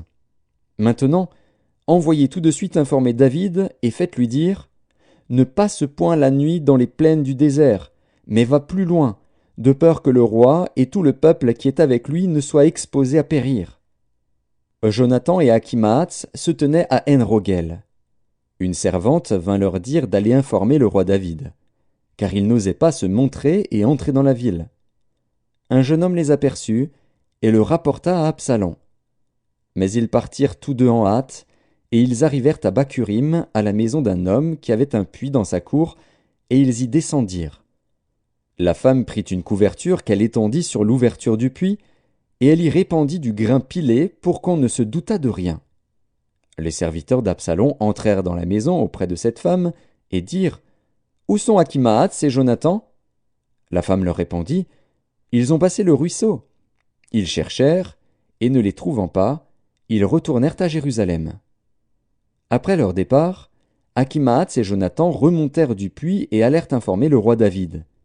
Ils dirent à David, « Levez-vous et hâtez-vous de passer l'eau, car Akitophel a conseillé contre vous telle chose. » David et tout le peuple qui était avec lui se levèrent et ils passèrent le Jourdain. À la lumière du matin, il n'y en avait pas un qui fût resté à l'écart, pas un qui n'eût passé le Jourdain.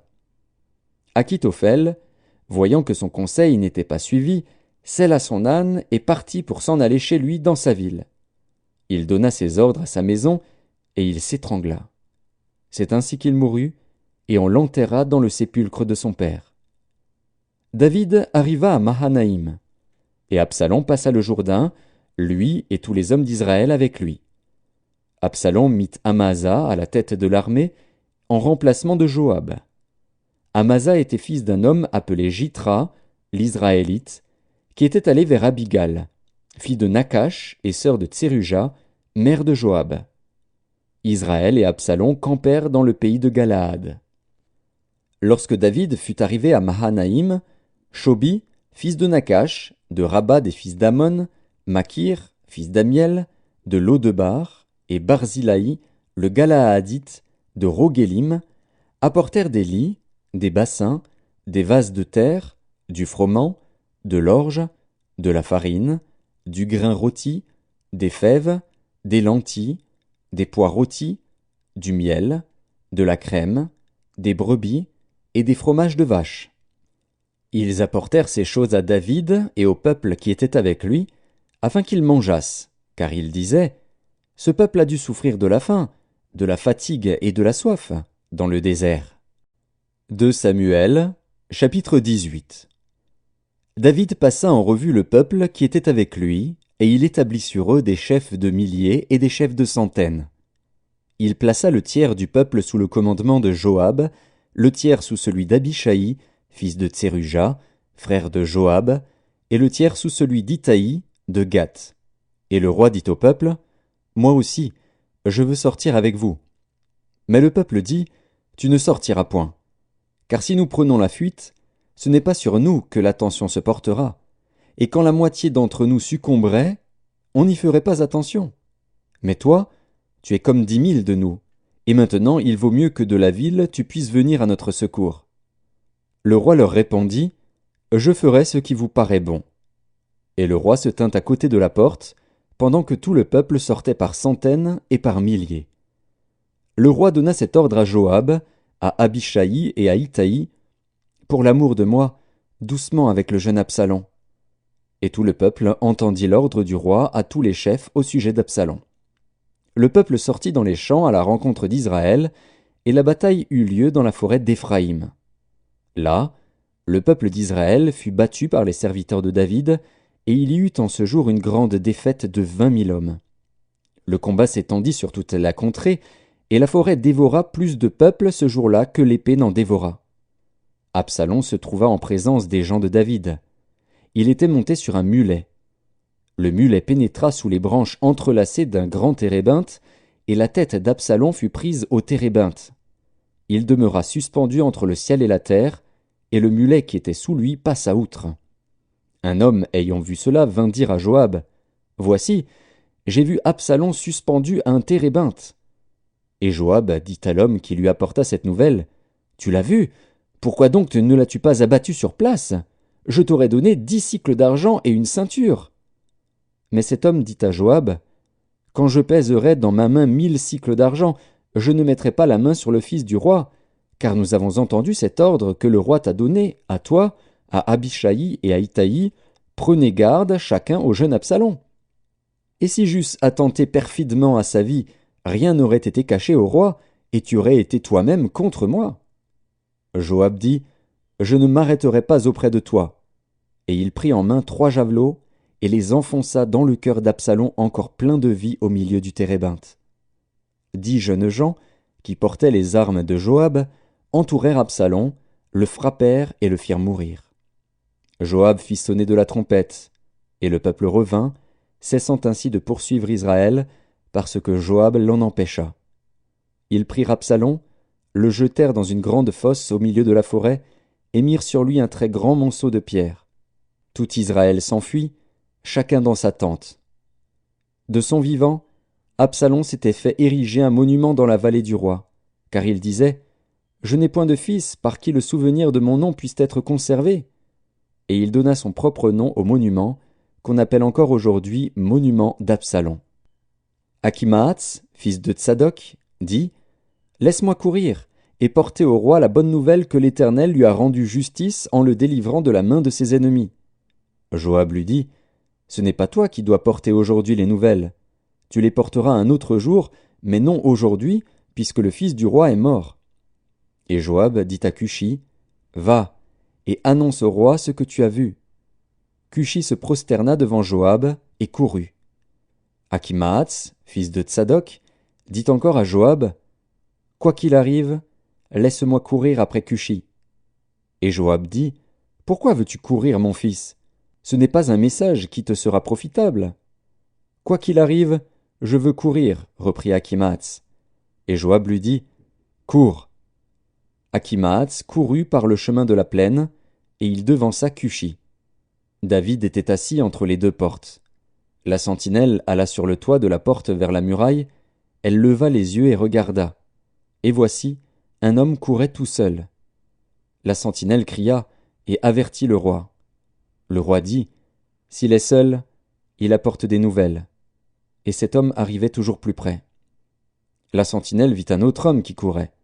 Elle cria au portier, « Voici un homme qui court tout seul. » Le roi dit, « Il apporte aussi des nouvelles. » La sentinelle dit, « La manière de courir du premier me paraît celle d'Achimaatz, fils de Tsadok. » Et le roi dit, « C'est un homme de bien, et il apporte de bonnes nouvelles. » Achimaatz cria, et il dit au roi, « Tout va bien. » Il se prosterna devant le roi, la face contre terre, et dit, « Béni soit l'Éternel, ton Dieu, qui a livré les hommes qui levaient la main contre le roi mon seigneur. » Le roi dit, « Le jeune Absalom est-il en bonne santé ?»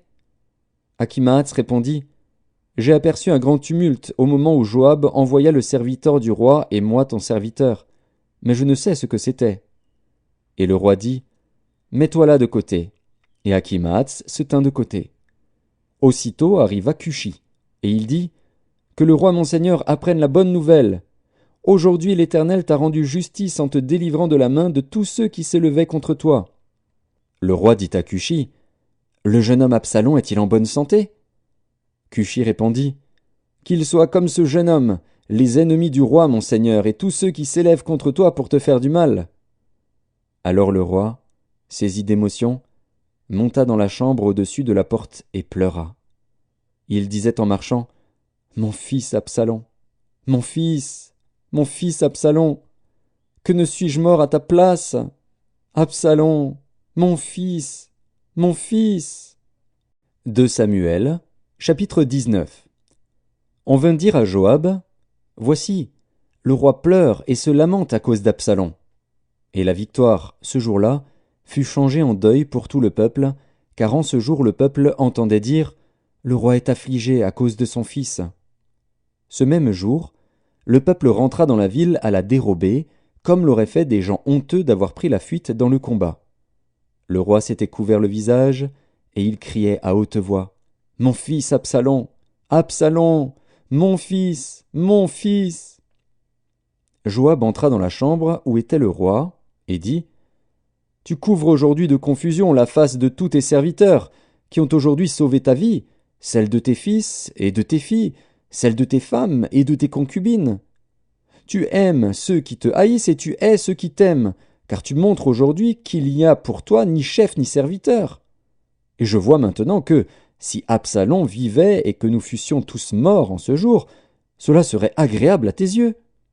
Lève-toi donc, sors, et parle au cœur de tes serviteurs. Car je jure par l'Éternel que, si tu ne sors pas, il ne restera pas un homme avec toi cette nuit, et ce sera pour toi pire que tous les malheurs qui te sont arrivés depuis ta jeunesse jusqu'à présent. » Alors le roi se leva, et il s'assit à la porte.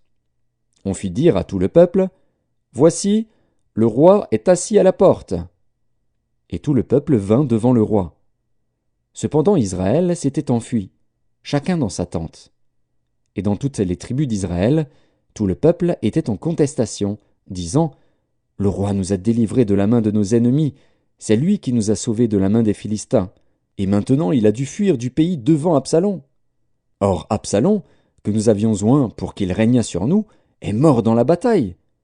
Pourquoi ne parlez-vous pas de faire revenir le roi ?» De son côté, le roi David envoya dire aux sacrificateurs Tsadok et Abiatar « Parlez aux anciens de Juda, et dites-leur « Pourquoi seriez-vous les derniers à ramener le roi dans sa maison ?» Car ceux qui se disaient dans tout Israël étaient parvenus jusqu'au roi. « Vous êtes mes frères, vous êtes mes os et ma chair. Pourquoi seriez-vous les derniers à ramener le roi ?» Vous direz aussi à Amasa « N'es-tu pas mon os et ma chair ? Que Dieu me traite dans toute sa rigueur, si tu ne deviens pas devant moi pour toujours chef de l'armée à la place de Joab. » David fléchit le cœur de tous ceux de Juda, comme s'ils n'eussent été qu'un seul homme. Et ils envoyèrent dire au roi, « Reviens, toi et tous tes serviteurs. » Le roi revint et arriva jusqu'au Jourdain. Et Juda se rendit à Gilgal, afin d'aller à la rencontre du roi et de lui faire passer le Jourdain. Shimei, fils de Guéra, benjamite, qui était de Bachurim, se hâta de descendre avec ceux de Juda à la rencontre du roi David. Il avait avec lui 1000 hommes de Benjamin et Tsiba, serviteurs de la maison de Saül, et les 15 fils et les 20 serviteurs de Tsiba. Ils passèrent le Jourdain à la vue du roi. Le bateau, mis à la disposition du roi, faisait la traversée pour transporter sa maison. Et au moment où le roi allait passer le Jourdain, Shimei, fils de Guéra, se prosterna devant lui. Et il dit au roi, « Que mon seigneur ne tienne pas compte de mon iniquité, qu'il oublie que ton serviteur l'a offensé le jour où le roi mon seigneur sortait de Jérusalem, et que le roi n'y ait point égard. Car ton serviteur reconnaît qu'il a péché. Et voici, je viens aujourd'hui le premier de toute la maison de Joseph à la rencontre du roi mon seigneur. » Alors Abishai, fils de Tseruja, prit la parole et dit, « Shimei ne doit-il pas mourir pour avoir maudit loin de l'Éternel ?» Mais David dit, « Qu'ai-je à faire avec vous, fils de Tseruja, et pourquoi vous montrez-vous aujourd'hui mes adversaires ? Aujourd'hui ferait-on mourir un homme en Israël?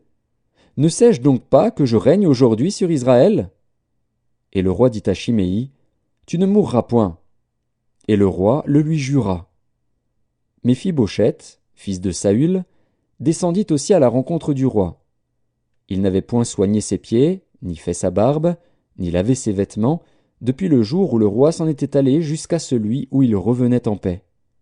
Lorsqu'il se rendit au-devant du roi à Jérusalem, le roi lui dit, Pourquoi n'es-tu pas venu avec moi, Méphibosheth? Et il répondit, Ô roi mon seigneur, mon serviteur m'a trompé, car ton serviteur, qui est boiteux, avait dit, Je ferai seller mon âne, je le monterai, et j'irai avec le roi. Et il a calomnié ton serviteur auprès de mon seigneur le roi. Mais mon seigneur le roi est comme un ange de Dieu. Fais ce qui te semblera bon. Car tous ceux de la maison de mon père n'ont été que des gens dignes de mort devant le roi mon seigneur. Et cependant tu as mis ton serviteur au nombre de ceux qui mangent à ta table. Quel droit puis-je encore avoir, et qu'ai-je à demander au roi? Le roi lui dit, À quoi bon toutes tes paroles? Je l'ai déclaré, toi et Tsiba, vous partagerez les terres. Et Méphibosheth dit au roi, Qu'il prenne même le tout, puisque le roi mon seigneur rentre en paix dans sa maison. Barzillai, le Galaadite, descendit de Roguélim, et passa le Jourdain avec le roi, pour l'accompagner jusqu'au-delà du Jourdain. Barzillai était très vieux, âgé de 80 ans. Il avait entretenu le roi pendant son séjour à Mahanaïm, car c'était un homme fort riche. Le roi dit à Barzillai, Viens avec moi, je te nourrirai chez moi à Jérusalem. Mais Barzillai répondit au roi, Combien d'années vivrai-je encore, pour que je monte avec le roi à Jérusalem? Je suis aujourd'hui âgé de 80 ans. Puis-je connaître ce qui est bon et ce qui est mauvais? Ton serviteur peut-il savourer ce qu'il mange et ce qu'il boit? Puis-je encore entendre la voix des chanteurs et des chanteuses? Et pourquoi ton serviteur serait-il encore à charge à mon seigneur le roi? Ton serviteur ira un peu au-delà du Jourdain avec le roi. Pourquoi, d'ailleurs, le roi m'accorderait-il ce bienfait? Que ton serviteur s'en retourne, et que je meure dans ma ville, près du sépulcre de mon père et de ma mère. Mais voici ton serviteur Kimham, qui passera avec le roi mon seigneur. Fais pour lui ce que tu trouveras bon. Le roi dit, Que Kimham passe avec moi, et je ferai pour lui ce qui te plaira. Tout ce que tu désireras de moi, je te l'accorderai. Quand tout le peuple eut passé le Jourdain et que le roi l'eut aussi passé, le roi baisa Barzillai et le bénit. Et Barzillai retourna dans sa demeure. Le roi se dirigea vers Gilgal, et Kimham l'accompagna. Tout le peuple de Juda et la moitié du peuple d'Israël avaient fait passer le Jourdain au roi. Mais voici, tous les hommes d'Israël abordèrent le roi et lui dirent, Pourquoi nos frères, les hommes de Juda, t'ont-ils enlevé et ont-ils fait passer le Jourdain au roi, à sa maison et à tous les gens de David? Tous les hommes de Juda répondirent aux hommes d'Israël, C'est que le roi nous tient de plus près. Et qui a-t-il là pour vous irriter? Avons-nous vécu aux dépens du roi? Nous a-t-il fait des présents? Et les hommes d'Israël répondirent aux hommes de Juda, Le roi nous appartient 10 fois autant, et David même plus qu'à vous. Pourquoi nous avez-vous méprisés? N'avons-nous pas été les premiers à proposer de faire revenir notre roi? Et les hommes de Juda parlèrent avec plus de violence que les hommes d'Israël. 2 Samuel, chapitre 20. Il se trouvait là un méchant homme, nommé Sheba, fils de Bichri, benjamite. Il sonna de la trompette, et dit, Point de part pour nous avec David, point d'héritage pour nous avec le fils d'Isaïe. Chacun à sa tente, Israël. Et tous les hommes d'Israël s'éloignèrent de David, et suivirent Sheba, fils de Bichri. Mais les hommes de Juda restèrent fidèles à leur roi, et l'accompagnèrent depuis le Jourdain jusqu'à Jérusalem. David rentra dans sa maison à Jérusalem. Le roi prit les 10 concubines qu'il avait laissées pour garder la maison, et il les mit dans un lieu où elles étaient séquestrées. Il pourvut à leur entretien, mais il n'alla point vers elles. Et elles furent enfermées jusqu'au jour de leur mort, vivant dans un état de veuvage. Le roi dit à Amasa, Convoque-moi d'ici à 3 jours les hommes de Juda, et toi, sois ici présent. Amasa partit pour convoquer Juda, mais il tarda au-delà du temps que le roi avait fixé. David dit alors à Abishai, Sheba, fils de Bichri, va maintenant nous faire plus de mal qu'Absalom. Prends toi-même les serviteurs de ton maître et poursuis-le, de peur qu'il ne trouve des villes fortes et ne se dérobe à nos yeux. » Et Abishai partit, suivi des gens de Joab, des Kérétiens et des Pélétiens, et de tous les vaillants hommes. Ils sortirent de Jérusalem, afin de poursuivre Sheba, fils de Bichri. Lorsqu'ils furent près de la grande pierre qui est à Gabaon, Amasa arriva devant eux. Joab était ceint d'une épée par-dessus les habits dont il était revêtu. Elle était attachée à ses reins dans le fourreau, d'où elle glissa, comme Joab s'avançait. Joab dit à Amasa, « Te portes-tu bien, mon frère ?» Et de la main droite il saisit la barbe d'Amasa pour le baiser. Amasa ne prit point garde à l'épée qui était dans la main de Joab. Et Joab l'en frappa au ventre et répandit ses entrailles à terre, sans lui porter un second coup. Et Amasa mourut. Joab et son frère Abishai marchèrent à la poursuite de Sheba, fils de Bichri. Un homme d'entre les gens de Joab resta près d'Amasa, et il disait, « Qui veut de Joab et qui est pour David? Qu'il suive Joab. » Amasa se roulait dans le sang au milieu de la route. Et cet homme, ayant vu que tout le peuple s'arrêtait, poussa Amasa hors de la route dans un champ, et jeta sur lui un vêtement, lorsqu'il vit que tous ceux qui arrivaient près de lui s'arrêtaient. Quand il fut ôté de la route, chacun suivit Joab, afin de poursuivre Sheba, fils de Bichri. Joab traversa toutes les tribus d'Israël dans la direction d'Abel-Beth-Maaka, et tous les hommes d'élite se rassemblèrent et le suivirent. Ils vinrent assiéger Sheba dans Abel-Beth-Maaka, et ils élevèrent contre la ville une terrasse qui atteignait le rempart. Tout le peuple qui était avec Joab sapait la muraille pour la faire tomber. Alors une femme habile se mit à crier de la ville, « Écoutez, écoutez! Dites, je vous prie, à Joab, approche jusqu'ici, je veux te parler. » Il s'approcha d'elle, et la femme dit, « Es-tu Joab ?» Il répondit, « Je le suis. » Et elle lui dit, « Écoute les paroles de ta servante. » Il répondit, « J'écoute. » Et elle dit, « Autrefois on avait coutume de dire, que l'on consulte Abel. » Et tout se terminait ainsi. Je suis une des villes paisibles et fidèles en Israël. Et tu cherches à faire périr une ville qui est une mère en Israël?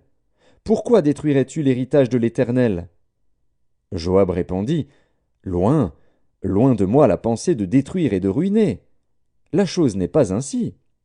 Mais un homme de la montagne d'Éphraïm, nommé Sheba, fils de Bichri, a levé la main contre le roi David. Livrez-le, lui seul, et je m'éloignerai de la ville. La femme dit à Joab, Voici, sa tête te sera jetée par la muraille. Et la femme alla vers tout le peuple avec sagesse. Et ils coupèrent la tête à Sheba, fils de Bichri, et la jetèrent à Joab. Joab sonna de la trompette. On se dispersa loin de la ville, et chacun s'en alla dans sa tente. Et Joab retourna à Jérusalem, vers le roi. Joab commandait toute l'armée d'Israël. Benaja, fils de Jéhojada, était à la tête des Kérétiens et des Pélétiens. Adoram était préposé aux impôts, Josaphat, fils d'Achilud, était archiviste. Shéja était secrétaire, Tsadok et Abiatar étaient sacrificateurs, et Hira de Jaïr était ministre d'État de David. 2 Samuel, chapitre 21. Du temps de David, il y eut une famine qui dura 3 ans. David chercha la face de l'Éternel, et l'Éternel dit, « C'est à cause de Saül et de sa maison sanguinaire, c'est parce qu'il a fait périr les Gabaonites. » Le roi appela les Gabaonites pour leur parler. Les Gabaonites n'étaient point d'entre les enfants d'Israël, mais c'était un reste des Amoréens. Les enfants d'Israël s'étaient liés envers eux par un serment, et néanmoins Saül avait voulu les frapper, dans son zèle pour les enfants d'Israël et de Juda. David dit aux Gabaonites, « Que puis-je faire pour vous, et avec quoi ferai-je expiation, afin que vous bénissiez l'héritage de l'Éternel » Les Gabaonites lui répondirent, « Ce n'est pas pour nous une question d'argent et d'or avec Saül et avec sa maison, et ce n'est pas à nous qu'il appartient de faire mourir personne en Israël. » Et le roi dit, « Que voulez-vous donc que je fasse pour vous » Ils répondirent au roi, « Puisque cet homme nous a consumés, et qu'il avait le projet de nous détruire pour nous faire disparaître de tout le territoire d'Israël, qu'on nous livre à 7 hommes d'entre ses fils, et nous les pendrons devant l'Éternel à Gibéa de Saül, l'élu de l'Éternel. » Et le roi dit, « Je les livrerai. » Le roi épargna Méphibosheth, fils de Jonathan, fils de Saül, à cause du serment qu'avaient fait entre eux, devant l'Éternel, David et Jonathan, fils de Saül. Mais le roi prit les 2 fils que Ritzpa, fille d'Ajja, avait enfantés à Saül, Harmoni et Méphibosheth, et les 5 fils que Mérab, fille de Saül, avait enfantés à Adriel de Méhola, fils de Barzilai. Et il les livra entre les mains des Gabaonites, qui les pendirent sur la montagne devant l'Éternel. Tous les 7 périrent ensemble. Ils furent mis à mort dans les premiers jours de la moisson, au commencement de la moisson des orges.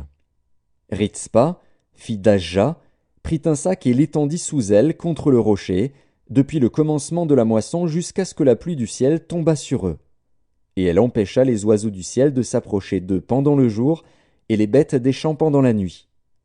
On informa David de ce qu'avait fait Ritzpa, fille d'Ajja, concubine de Saül. Et David alla prendre les os de Saül et les os de Jonathan, son fils, chez les habitants de Jabès en Galaad, qui les avaient enlevés de la place de Beth-Shan, où les Philistins les avaient suspendus lorsqu'ils battirent Saül à Gilboa. Il emporta de là les os de Saül et les os de Jonathan, son fils. Et l'on recueillit aussi les os de ceux qui avaient été pendus. On enterra les os de Saül et de Jonathan, son fils, au pays de Benjamin, à Tséla, dans le sépulcre de Kis, père de Saül. Et l'on fit tout ce que le roi avait ordonné. Après cela, Dieu fut apaisé envers le pays. Les Philistins firent encore la guerre à Israël. David descendit avec ses serviteurs, et ils combattirent les Philistins. David était fatigué. Et Jishbi-Bénob, l'un des enfants de Rapha, eut la pensée de tuer David. Il avait une lance du poids de 300 cycles d'airain, et il était ceint d'une épée neuve. Abishai, fils de Tseruja, vint au secours de David, frappa le Philistin et le tua. Alors les gens de David jurèrent, en lui disant, « Tu ne sortiras plus avec nous pour combattre, et tu n'éteindras pas la lampe d'Israël. » Il y eut encore, après cela, une bataille à Gob avec les Philistins. Alors Sibécaï, le Hushatite, tua Saph, qui était un des enfants de Rapha. Il y eut encore une bataille à Gob avec les Philistins. Et Elkanan, fils de Jaaré-Orégim, de Bethléem, tua Goliath de Gath, qui avait une lance dont le bois était comme une ensouple de tisserand. Il y eut encore une bataille à Gath. Il s'y trouva un homme de haute taille, qui avait 6 doigts à chaque main et à chaque pied, 24 en tout, et qui était aussi issu de Rapha. Il jeta un défi à Israël, et Jonathan, fils de Shiméa, frère de David, le tua. Ces 4 hommes étaient des enfants de Rapha à Gath. Ils périrent par la main de David et par la main de ses serviteurs. 2 Samuel, chapitre 22. David adressa à l'Éternel les paroles de ce cantique, lorsque l'Éternel l'eut délivré de la main de tous ses ennemis et de la main de Saül. Il dit, « L'Éternel est mon rocher, ma forteresse, mon libérateur. Dieu est mon rocher, où je trouve un abri, mon bouclier et la force qui me sauve, ma haute retraite et mon refuge. Ô mon Sauveur, tu me garantis de la violence. Je m'écrie, loué soit l'Éternel, et je suis délivré de mes ennemis. Car les flots de la mort m'avaient environné, les torrents de la destruction m'avaient épouvanté. Les liens du sépulcre m'avaient entouré, les filets de la mort m'avaient surpris. Dans ma détresse, j'ai invoqué l'Éternel. J'ai invoqué mon Dieu. De son palais, il a entendu ma voix, et mon cri est parvenu à ses oreilles.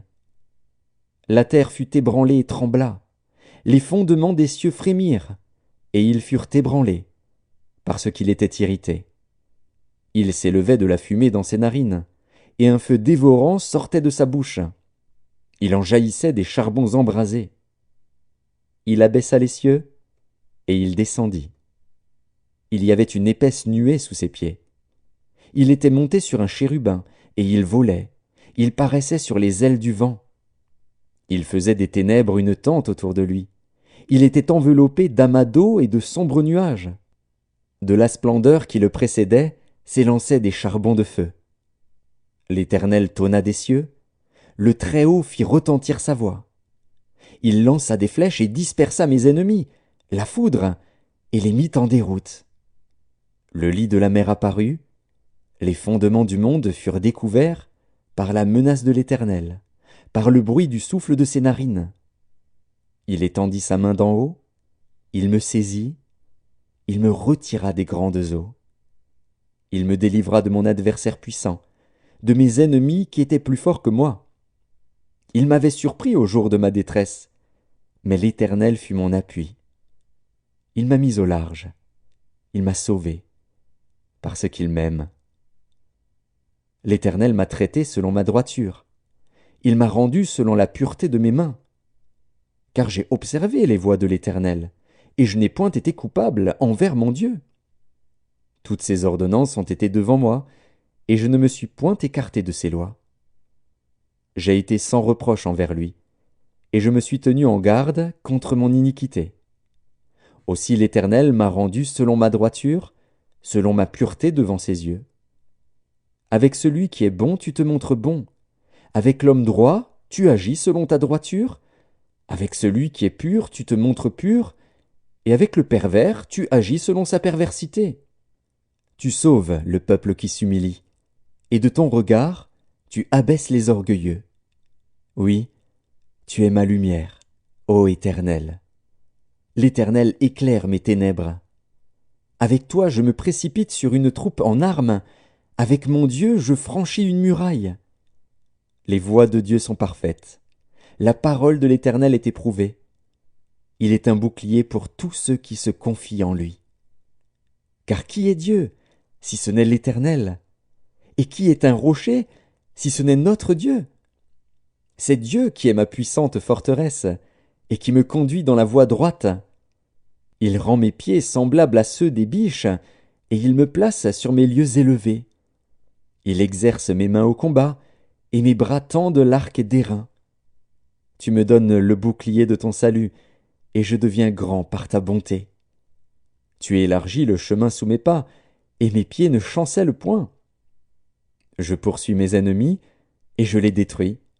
Je ne reviens pas avant de les avoir anéantis. Je les anéantis, je les brise, et ils ne se relèvent plus. Ils tombent sous mes pieds. Tu me ceins de force pour le combat. Tu fais plier sous moi mes adversaires. Tu fais tourner le dos à mes ennemis devant moi, et j'extermine ceux qui me haïssent.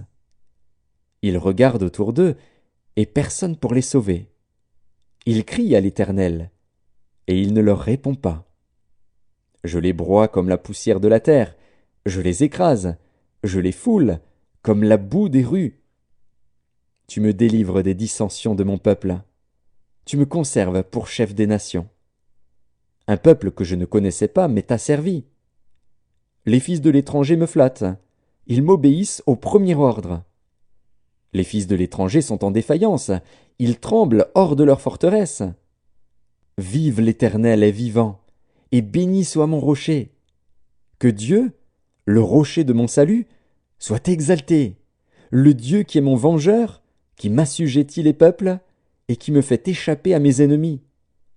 Tu m'élèves au-dessus de mes adversaires, tu me délivres de l'homme violent. C'est pourquoi je te louerai parmi les nations, ô Éternel, et je chanterai à la gloire de ton nom. Il accorde de grandes délivrances à son roi, et il fait miséricorde à son oint, à David, et à sa postérité, pour toujours. 2 Samuel, chapitre 23. Voici les dernières paroles de David. Paroles de David, fils d'Isaïe, paroles de l'homme haut placé, de loin du Dieu de Jacob, du chantre agréable d'Israël. L'Esprit de l'Éternel parle par moi, et sa parole est sur ma langue. Le Dieu d'Israël a parlé, le rocher d'Israël m'a dit, « Celui qui règne parmi les hommes avec justice, celui qui règne dans la crainte de Dieu, est pareil à la lumière du matin, quand le soleil brille et que la matinée est sans nuages. Ses rayons après la pluie font sortir de terre la verdure. N'en est-il pas ainsi de ma maison devant Dieu, puisqu'il a fait avec moi une alliance éternelle, en tout point bien réglé et offrant pleine sécurité? Ne fera-t-il pas germer tout mon salut et tous mes désirs? Mais les méchants sont tous comme des épines que l'on rejette, et que l'on ne prend pas avec la main. Celui qui les touche s'arme d'un fer ou du bois d'une lance, et on les brûle au feu sur place. Voici les noms des vaillants hommes qui étaient au service de David. Josheb Bas-Shébet, le Tachkémonite, l'un des principaux officiers. Il brandit sa lance sur 800 hommes, qu'il fit périr en une seule fois. Après lui, Éléazar, fils de Dodo, fils d'Akoshi. Il était l'un des 3 guerriers qui affrontèrent avec David les Philistins rassemblés pour combattre, tandis que les hommes d'Israël se retiraient sur les hauteurs. Il se leva et frappa les Philistins jusqu'à ce que sa main fût lasse et qu'elle restât attachée à son épée. L'Éternel opéra une grande délivrance ce jour-là.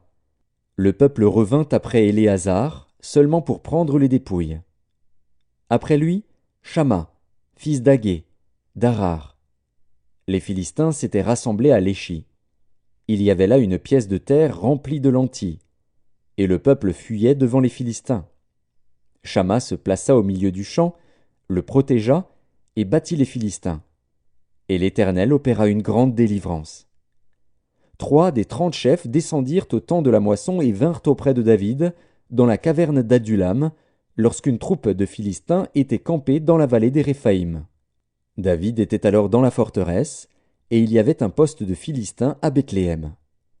David eut un désir, et il dit: Qui me fera boire de l'eau de la citerne qui est à la porte de Bethléem? Alors les 3 vaillants hommes passèrent au travers du camp des Philistins, et puisèrent de l'eau de la citerne qui est à la porte de Bethléem. Ils la portèrent et la présentèrent à David. Mais il ne voulut pas la boire, et il la répandit devant l'Éternel. Il dit: Loin de moi, ô Éternel, la pensée de faire cela. Boirai-je le sang de ces hommes qui sont allés au péril de leur vie? Et il ne voulut pas la boire. Voilà ce que firent ces 3 vaillants hommes. Abishai, frère de Joab, fils de Tseruja, était le chef des 3. Il brandit sa lance sur 300 hommes et les tua. Et il eut du renom parmi les 3. Il était le plus considéré des 3, et il fut leur chef, mais il n'égala pas les 3 premiers. Benaja, fils de Jéhojada, fils d'un homme de Kabstil, rempli de valeur et célèbre par ses exploits. Il frappa les 2 lions de Moab. Il descendit au milieu d'une citerne, où il frappa un lion, un jour de neige. Il frappa un Égyptien d'un aspect formidable et ayant une lance à la main. Il descendit contre lui avec un bâton, arracha la lance de la main de l'Égyptien et s'en servit pour le tuer. Voilà ce que fit Benaja, fils de Jéhojada, et il eut du renom parmi les 3 vaillants hommes. Il était le plus considéré des 30, mais il n'égala pas les 3 premiers. David l'admit dans son conseil secret. Asaël, frère de Joab, du nombre des 30, Elkanan, fils de Dodo, de Bethléem, Shamma, de Harod, Elika, de Harod, Héletz, de Pélet, Ira, fils d'Ikesh, de Tekoa, Abiézer, d'Anatoth, Mebunaï, de Husha, Salmon, d'Akoar, Maharaï, de Netopha, Éleb, fils de Baana, de Netopha, Itaï, fils de Ribaï, de Gibéa des fils de Benjamin, Benaja, de Piraton, Hidaï, de Nakale-Gaash, Abi-Albon, d'Araba, Azmavet, de Barcum, Eliashba, de Shaalbon, Bené-Jachen, Jonathan, Shamma, d'Arar, Akiam, fils de Charar, d'Arar, Éliphélet, fils d'Akasbaï, fils d'un Maacassien, Eliam, fils d'Akitophel, de Gilo, Etzraï, de Carmel, Paharaï, d'Arab, Jigéel, fils de Nathan, de Tsoba, Bani, de Gad, Tsélek, l'Ammonite, Naharaï, de Béhéroth, qui portait les armes de Joab, fils de Tseruja, Ira, de Jéter, Gareb, de Jéter, Uri, le Hétien, En tout, 37. 2 Samuel, chapitre 24. La colère de l'Éternel s'enflamma de nouveau contre Israël, et il excita David contre eux, en disant: Va, fais le dénombrement d'Israël et de Juda. Et le roi dit à Joab, qui était chef de l'armée et qui se trouvait près de lui: Parcours toutes les tribus d'Israël, depuis Dan jusqu'à Beer-Shéba, qu'on fasse le dénombrement du peuple, et que je sache à combien il s'élève. Joab dit au roi: Que l'Éternel, ton Dieu, rende le peuple 100 fois plus nombreux, et que les yeux du roi mon seigneur le voient. Mais pourquoi le roi mon seigneur veut-il faire cela? Le roi persista dans l'ordre qu'il donnait à Joab et aux chefs de l'armée. Et Joab et les chefs de l'armée quittèrent le roi pour faire le dénombrement du peuple d'Israël. Ils passèrent le Jourdain, et ils campèrent à Aroër, à droite de la ville qui est au milieu de la vallée de Gad, et près de Jaézer. Ils allèrent en Galaad et dans le pays de Taktim-Odji. Ils allèrent à Dan-Jaan et aux environs de Sidon. Ils allèrent à la forteresse de Tyr et dans toutes les villes des Héviens et des Cananéens. Ils terminèrent par le midi de Juda, à Beer-Shéba. Ils parcoururent ainsi tout le pays, et ils arrivèrent à Jérusalem au bout de 9 mois et 20 jours. Joab remit au roi le rôle du dénombrement du peuple. Il y avait en Israël 800 000 hommes de guerre tirant l'épée, et en Juda 500 000 hommes. David sentit battre son cœur, après qu'il eut ainsi fait le dénombrement du peuple. Et il dit à l'Éternel: J'ai commis un grand péché en faisant cela. Maintenant, ô Éternel, daigne pardonner l'iniquité de ton serviteur, car j'ai complètement agi en insensé. Le lendemain, quand David se leva, la parole de l'Éternel fut ainsi adressée à Gad le prophète, le voyant de David. Va dire à David: Ainsi parle l'Éternel, je te propose 3 fléaux. Choisis-en un, et je t'en frapperai. Gad alla vers David, et lui fit connaître la chose, en disant: Veux-tu 7 années de famine dans ton pays, ou bien 3 mois de fuite devant tes ennemis qui te poursuivront, ou bien 3 jours de peste dans ton pays? Maintenant choisis, et vois ce que je dois répondre à celui qui m'envoie. David répondit à Gad: Je suis dans une grande angoisse. Oh, tombons entre les mains de l'Éternel, car ses compassions sont immenses. Mais que je ne tombe pas entre les mains des hommes. L'Éternel envoya la peste en Israël, depuis le matin jusqu'au temps fixé. Et, de Dan à Beer-Shéba, il mourut 70 000 hommes parmi le peuple. Comme l'ange étendait la main sur Jérusalem pour la détruire, l'Éternel se repentit de ce mal, et il dit à l'ange qui faisait périr le peuple: Assez! Retire maintenant ta main. L'ange de l'Éternel était près de l'aire d'Aravna, le Jébusien. David, voyant l'ange qui frappait parmi le peuple, dit à l'Éternel: Voici, j'ai péché. C'est moi qui suis coupable. Mais ces brebis, qu'ont-elles fait? Que ta main soit donc sur moi et sur la maison de mon père. Ce jour-là, Gad vint auprès de David et lui dit: Monte, élève un autel à l'Éternel dans l'aire d'Aravna, le Jébusien. David monta, selon la parole de Gad, comme l'Éternel l'avait ordonné. Aravna regarda, et il vit le roi et ses serviteurs qui se dirigeaient vers lui. Et Aravna sortit, et se prosterna devant le roi, le visage contre terre. Aravna dit: Pourquoi mon seigneur le roi vient-il vers son serviteur? Et David répondit: Pour acheter de toi l'aire et pour y bâtir un autel à l'Éternel, afin que la plaie se retire de dessus le peuple. Aravna dit à David: Que mon seigneur le roi prenne l'aire, et qu'il y offre les sacrifices qui lui plaira. Vois, les bœufs seront pour l'holocauste, et les chars avec l'attelage serviront de bois. Aravna donna le tout au roi. Et Aravna dit au roi: Que l'Éternel ton Dieu te soit favorable. Mais le roi dit à Aravna: Non, je veux l'acheter de toi à prix d'argent, et je n'offrirai point à l'Éternel, mon Dieu, des holocaustes qui ne me coûtent rien. Et David acheta l'aire et les bœufs pour 50 sicles d'argent. David bâtit là un autel à l'Éternel, et il offrit des holocaustes et des sacrifices d'action de grâce. Alors l'Éternel fut apaisé envers le pays, et la plaie se retira d'Israël.